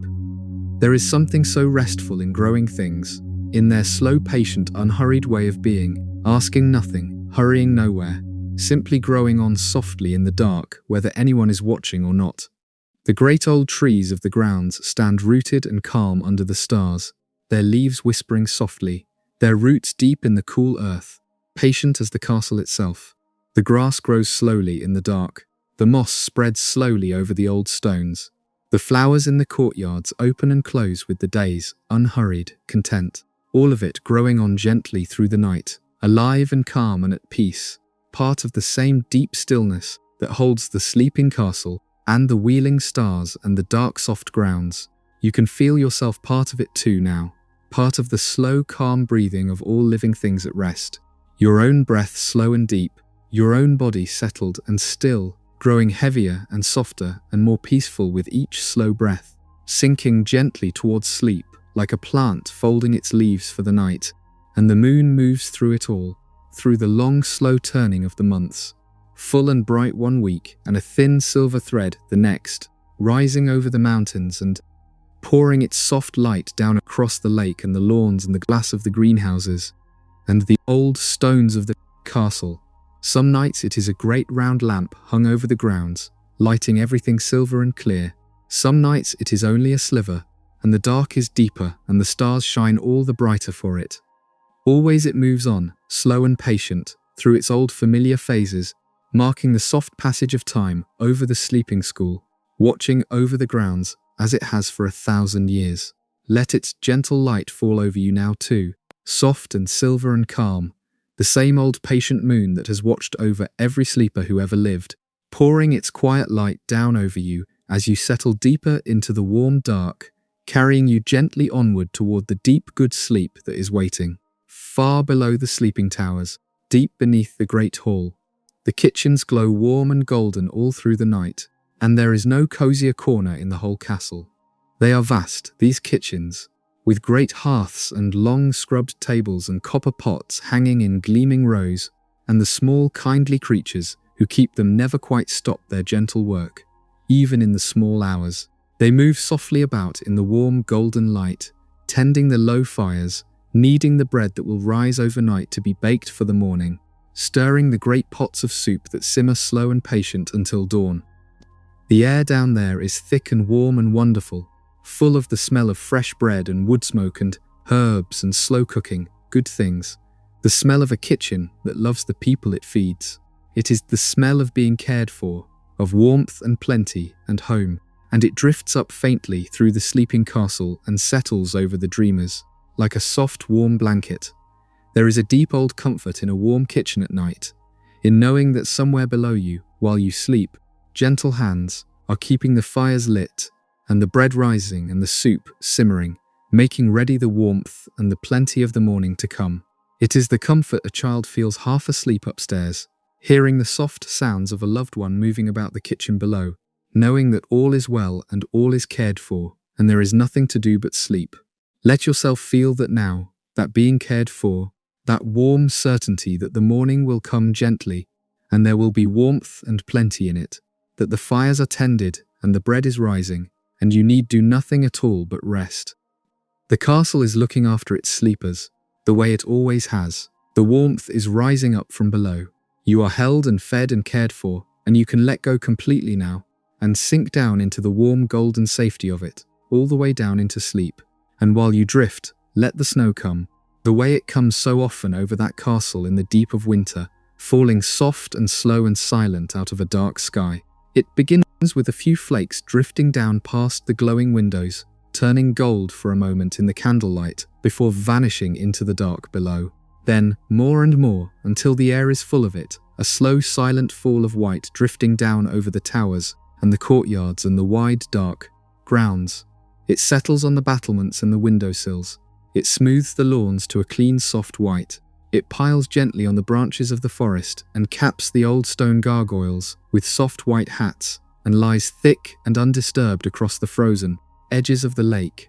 It falls without a sound, the snow, hushing the whole world as it comes, wrapping the castle in a deep white silence, softening every hard edge, quieting every sound, until there is nothing in all the world but the slow silent falling of the snow and the warm glow of the windows and the deep hush of a winter night. And inside, behind the thick warm walls, everyone sleeps on, wrapped in blankets, wrapped in warmth, wrapped in the deep soft silence of the falling snow, and you sleep among them, warm and safe and still, as the white comes drifting down over the sleeping world and covers it all in peace. Think, as the snow falls and the castle sleeps, of all the long history held within those old stone walls, because there is a deep calm in old places that have seen so much and endured. 1,000 years ago, 4 great witches and wizards came together and raised this castle on its hill, dreaming of a place where the gifted children of the world could come to learn and to be safe. And they built it strong and built it kind, and it has stood ever since. Think of all the centuries that have washed over it since then, all the thousands upon thousands of children who have arrived small frightened in the autumn, and walked these same halls, and warmed themselves at these same fires, and slept in these same towers, and left grown and brave in the summer, on, generation after generation, century after century, an unbroken line of young lives passing gently through the old stone heart of the place. The castle remembers all of them, in its way. It has held them all, and kept them all safe, and sent them all on, and gone on waiting for the next. Anne. The story we followed tonight is only one small thread in that long history. One boy among the countless thousands the castle has sheltered. One dark time among the many it has weathered. One happy ending among the many it has seen. Before Harry, there were 1,000 years of other stories, other children, other friendships, and other troubles, all of them held in these same walls, all of them long since faded into the deep memory of the place. And after him there will be 1,000 years more, new children, new stories, new friendships forming on the same train and in the same common rooms, the same old castle, holding them all just as gently. There is a deep peace in that, in being one small warm life in a long, long line of warm lives, all of them held by the same old patient place, all of them safe, all of them passing gently through. You are part of that long line tonight, in your way, one more sleeper held safe through one more night, by a story as old and kind as the castle itself. And the castle goes on, patient and steady and unafraid, through all of it, through every winter and every war and every long dark night, always coming round again to spring, always filling up again with light and children and warmth, or stays enduring.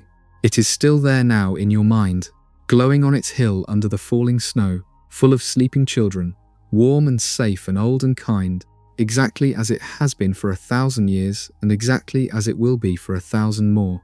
You can hold that picture as you drift, the warm old castle on the hill in the falling snow, every window glowing gold, every sleeper safe within, the stars turning patiently overhead, the whole long history of the place wrapped around it like a warm blanket, holding it steady, holding it safe, holding you safe along with it as you sink down at last toward the deep and dreamless dark. There is one more comfort to leave you with, and it is the comfort of a story you already know by heart. You do not have to stay awake for any of this, because you know how it ends. You know that the baby on the doorstep grows up safe and loved, that the three friends meet and stay together through everything, that the shadow rises and is beaten back, and you can see the boy walk into the forest unafraid and come out the other side, all of it coming round at last to a quiet morning where all is well. There is no suspense left to hold you, no cliff to cling to, nothing you need to see through to the end, because the end is already yours, kept safe, certain, waiting for you whenever you want it. That is the gift of an old familiar story. You can let go of it anywhere, drift off in the middle of any part of it, and lose nothing, because it will still be here, whole and warm and unchanged whenever you come back. And you can come back as often as you like, on any night the dark feels too long or the quiet feels too empty. The castle will be here, glowing on its hill. The story will be here, from the doorstep to the platform, exactly as it always was. The friends will be here, meeting on the train all over again, brave and loyal and kind. It is a place you can return to any night you need it, a warm old story to wrap around yourself in the dark, as comforting the 100th time as the first, asking nothing of you but that you let it carry you gently down towards sleep. So there is no need to hold on tonight. There is no need to reach the end. Let it go wherever it wants to go. Let the voice grow distant. Let the words blur and soften and run together into a gentle stream of sound with no edges, and let that stream carry you off wherever it will, knowing the story keeps itself, knowing it will all be here in the morning, knowing you have lost nothing at all by letting go. For now there is only this, the warm dark, the slow breath, the soft weight of the blankets, the deep good quiet of the end of the day. The story has been told. The castle is sleeping. The snow is falling. The stars are turning slowly overhead. Everyone you followed tonight is at peace, the living in their happy lives and the lost in their gentle rest. And all is well, and all is well. There is nothing left to do now but breathe slow and let go and sink down softly into sleep, held safe through the night the way the old castle holds all its sleepers, gently and without fail until the morning comes. Before the story fades all the way out, and while you are still drifting here in the warm dark, Let me say one last quiet thing, and then I will leave you to sleep. If these long, calm hours have been good company tonight, if this is a place you would like to come back to, when the nights feel long, you can subscribe before you drift off, so that the next long story is waiting here for you, whenever you need it. Another quiet night ready and gentle in the dark. There is no rush, and nothing to do now but rest. You can let the subscribe be the last small thing you do before you let go, or you can simply let go now and tend to it another night. Either way, this calm place will be here, and there will always be another long story waiting to carry you down into sleep. And now, with that said, there is nothing left but to let you go gently into the night. So let the last of the words come slow now, and softer and farther apart, with longer stretches of quiet between them, the way a voice trails off when someone you love is reading you to sleep, and you are already halfway gone. There is no more story to tell. The castle is dark and sleeping on its hill. The snow has stopped and lies deep and clean and undisturbed over all the grounds, gleaming faintly under the stars. The lake is still. The forest is still. Every tower full of children is still. Every sleeper sunk down deep into the warm dark, breathing slow and even, safe through the night. The fires have burned down to embers in every hearth. The portraits sleep in their frames. The staircases have come to rest, and over all of it the stars turn slowly, patient and bright, keeping their old quiet watch over the sleeping castle and the sleeping grounds and the whole sleeping hidden world, and over you, wherever you are, lying warm in the dark at the end of your long day. Let your whole body settle now, the way the castle settles at the close of the day, easing slowly into stillness. Start at the top of your head and let the calm move down through you, slow and warm, like sleep itself spreading out from the crown of your head. Let your forehead smooth, the small lines of the day softening and letting go. Your eyes can rest heavy and still behind their lids now, no longer needing to look at anything, finished with the day's looking. Let your jaw unclench and your face go soft and slack and peaceful. Your shoulders, which carry so much, can come down at last, all the way down, releasing the weight they have been holding. Let your arms grow heavy and warm against the bed, and your hands fall open, empty, holding nothing, needing to hold nothing. There is nothing for them to do now. There is nothing for any part of you to do now but rest. Let the warmth move down through your chest, slowing your heart, slowing your breath, the way a fire slows to embers. Let your back sink into the bed, fully supported, fully held, giving its weight over completely so that nothing is holding you up but the soft, warm bed beneath you. Let your legs grow heavy and loose and warm, all the way down, the long muscles of them softening, letting go of the whole day's standing and walking and carrying on. Let your feet rest still and easy. From the top of your head to the tips of your toes, let every part of you grow heavy and warm and soft and still, sinking down into the bed, sinking down into the dark, sinking down into the deep good quiet at the bottom of the night, where there is nothing but warmth and stillness and rest. And let your breath go slow. Just let it move on its own now, slow and deep and even, in through the nose, soft and full, and out again, long and easy, each breath a little slower than the last, each one carrying you a little deeper down. You do not have to count them or guide them or think about them at all. Let them come and go on their own, slow and gentle as the tide against the shore of the great dark lake, slow and gentle as the breath of the old castle, settling in the dark, slow and gentle as the breathing of a whole tower full of sleeping children high above the grounds.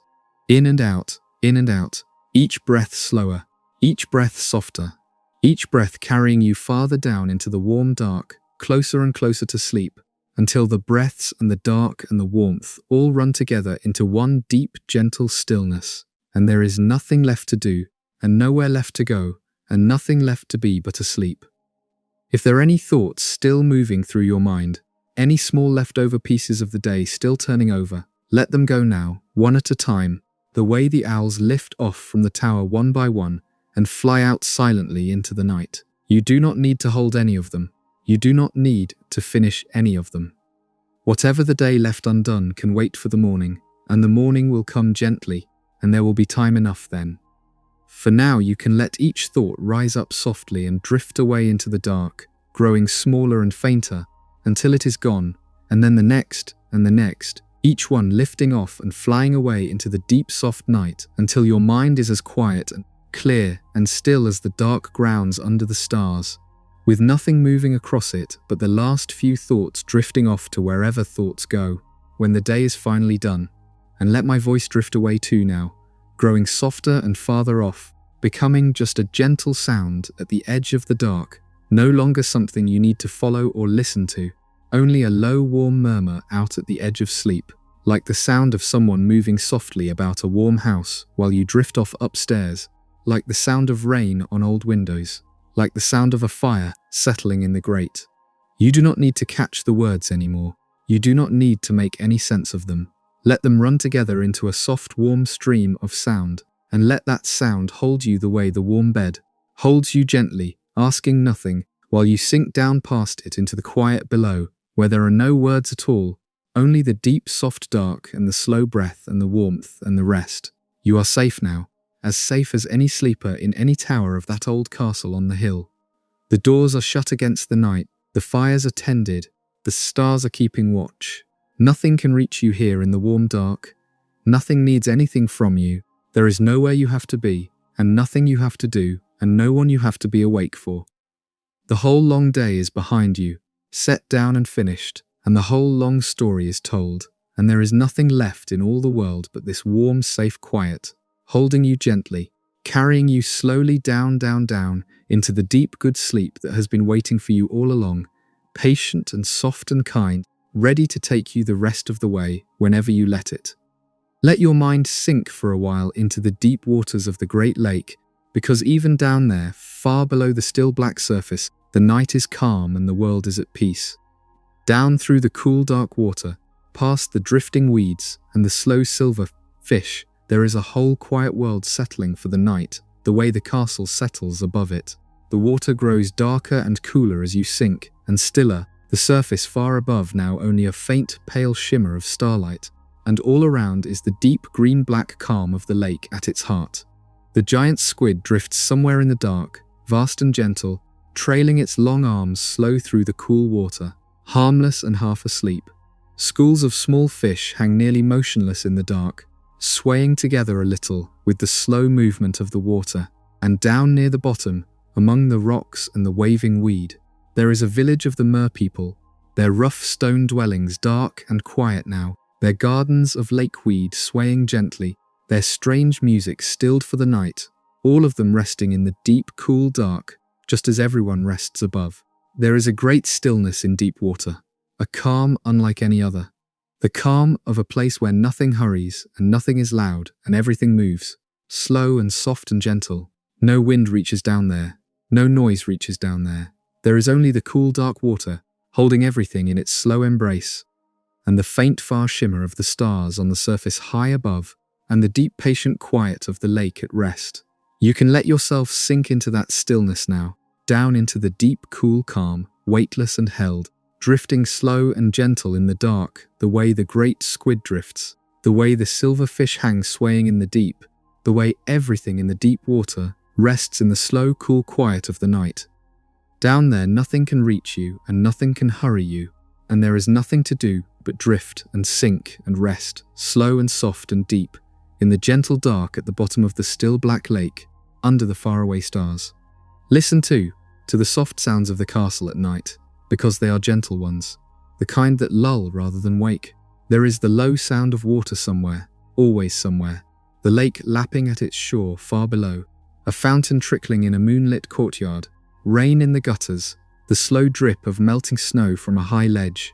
There is the soft sound of the wind moving around the old towers, sighing along the battlements, breathing through the gaps in the ancient stone, a sound the castle has made on every windy night for 1,000 years.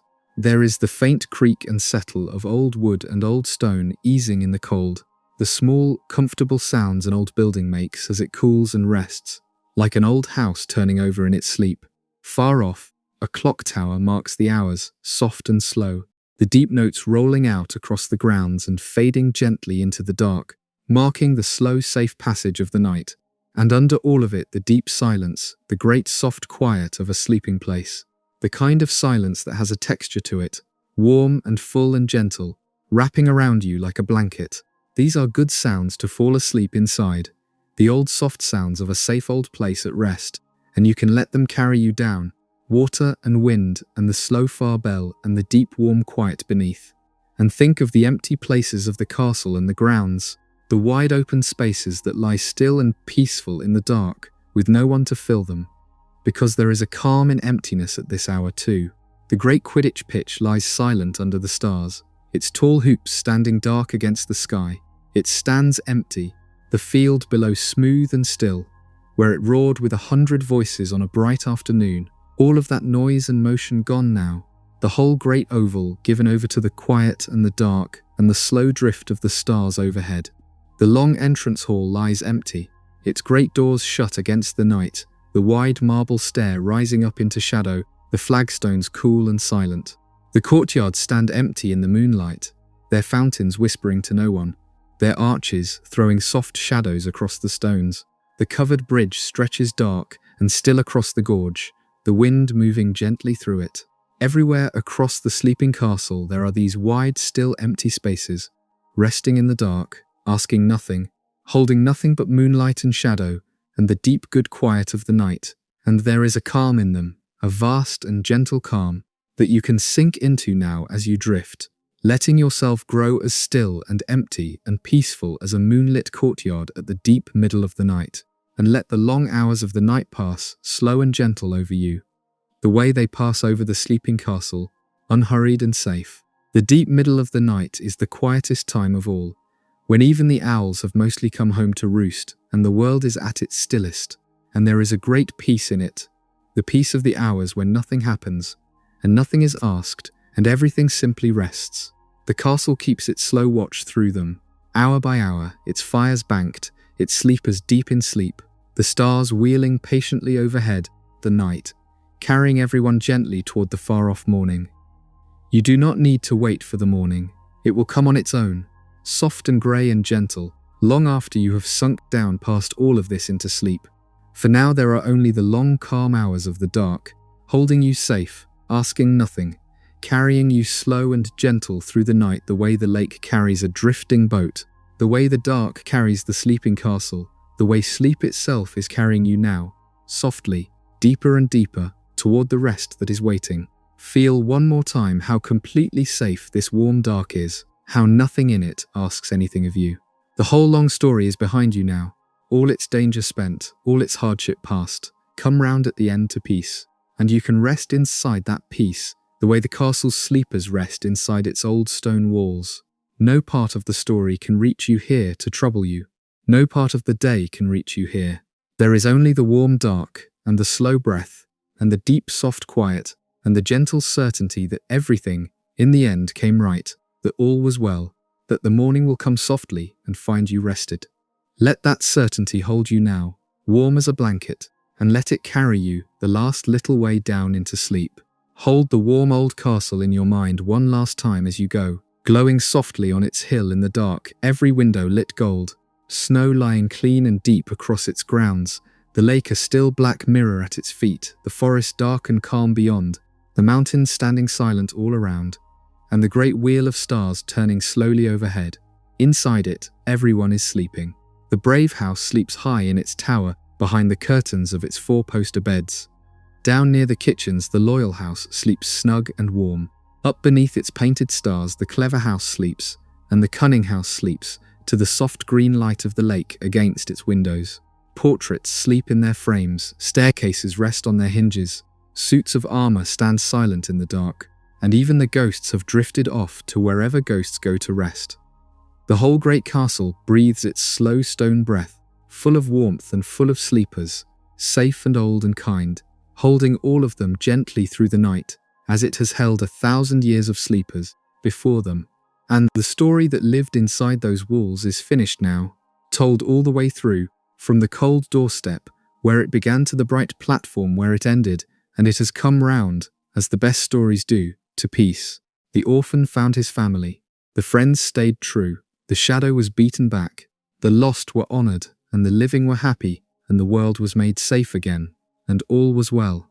That is the whole of it, the shape of the whole long story, and it is yours now to keep, a warm and gentle thing to carry down with you into the dark, the certain knowledge that after all the hardship and all the loss, everything, in the end, came right.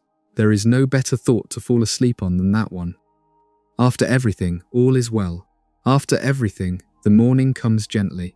After everything, the people who survived are at peace, and the castle glows warm on its hill, and the snow falls soft, and the stars keep their patient watch, and all is well.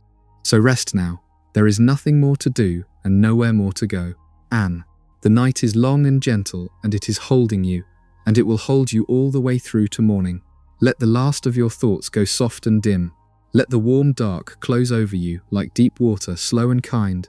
Let the bed take all your weight, every last bit of it, so that you are floating, held, weightless in the warm dark, sinking slowly down towards sleep with nothing pulling at you and nothing left to carry. The day is done. The story is told. The castle is sleeping. The snow is falling soft over the grounds, and you are safe and warm and held, and there is nothing left in all the world but rest. Let yourself drift now, all the way, past the last words and the last images, past the castle and the snow and the stars, down into the deep still place below all of it where sleep is waiting, soft and dark and kind. You do not need to do anything to get there. You only have to let go, and the night will carry you the rest of the way gently, the way the slow scarlet train carries its sleeping passengers home through the dark, the way the old castle carries its sleepers safe through the night, the way a good story carries you off into dreams. Let go. There is nothing to hold on to and nothing to fear and nothing left undone. Just the warm dark and the slow breath and the long sweet fall into sleep. Sleep now. Sleep deep and sleep warm and sleep safe, held through the whole long night by the warm old castle on its hill, by the patient turning stars, by the deep soft quiet at the bottom of the dark. The shadow is gone, the danger is over, the story has come round to peace, and so can you. Rest now all the way, and let the night carry you gently down. The castle is glowing on its hill, the snow is falling soft, the stars are turning slow, and all is well, and all is well. Good night, sleep gently. I will be here with another long story to carry you off, whenever the night feels long again. For now, let go and drift and sleep. Good night.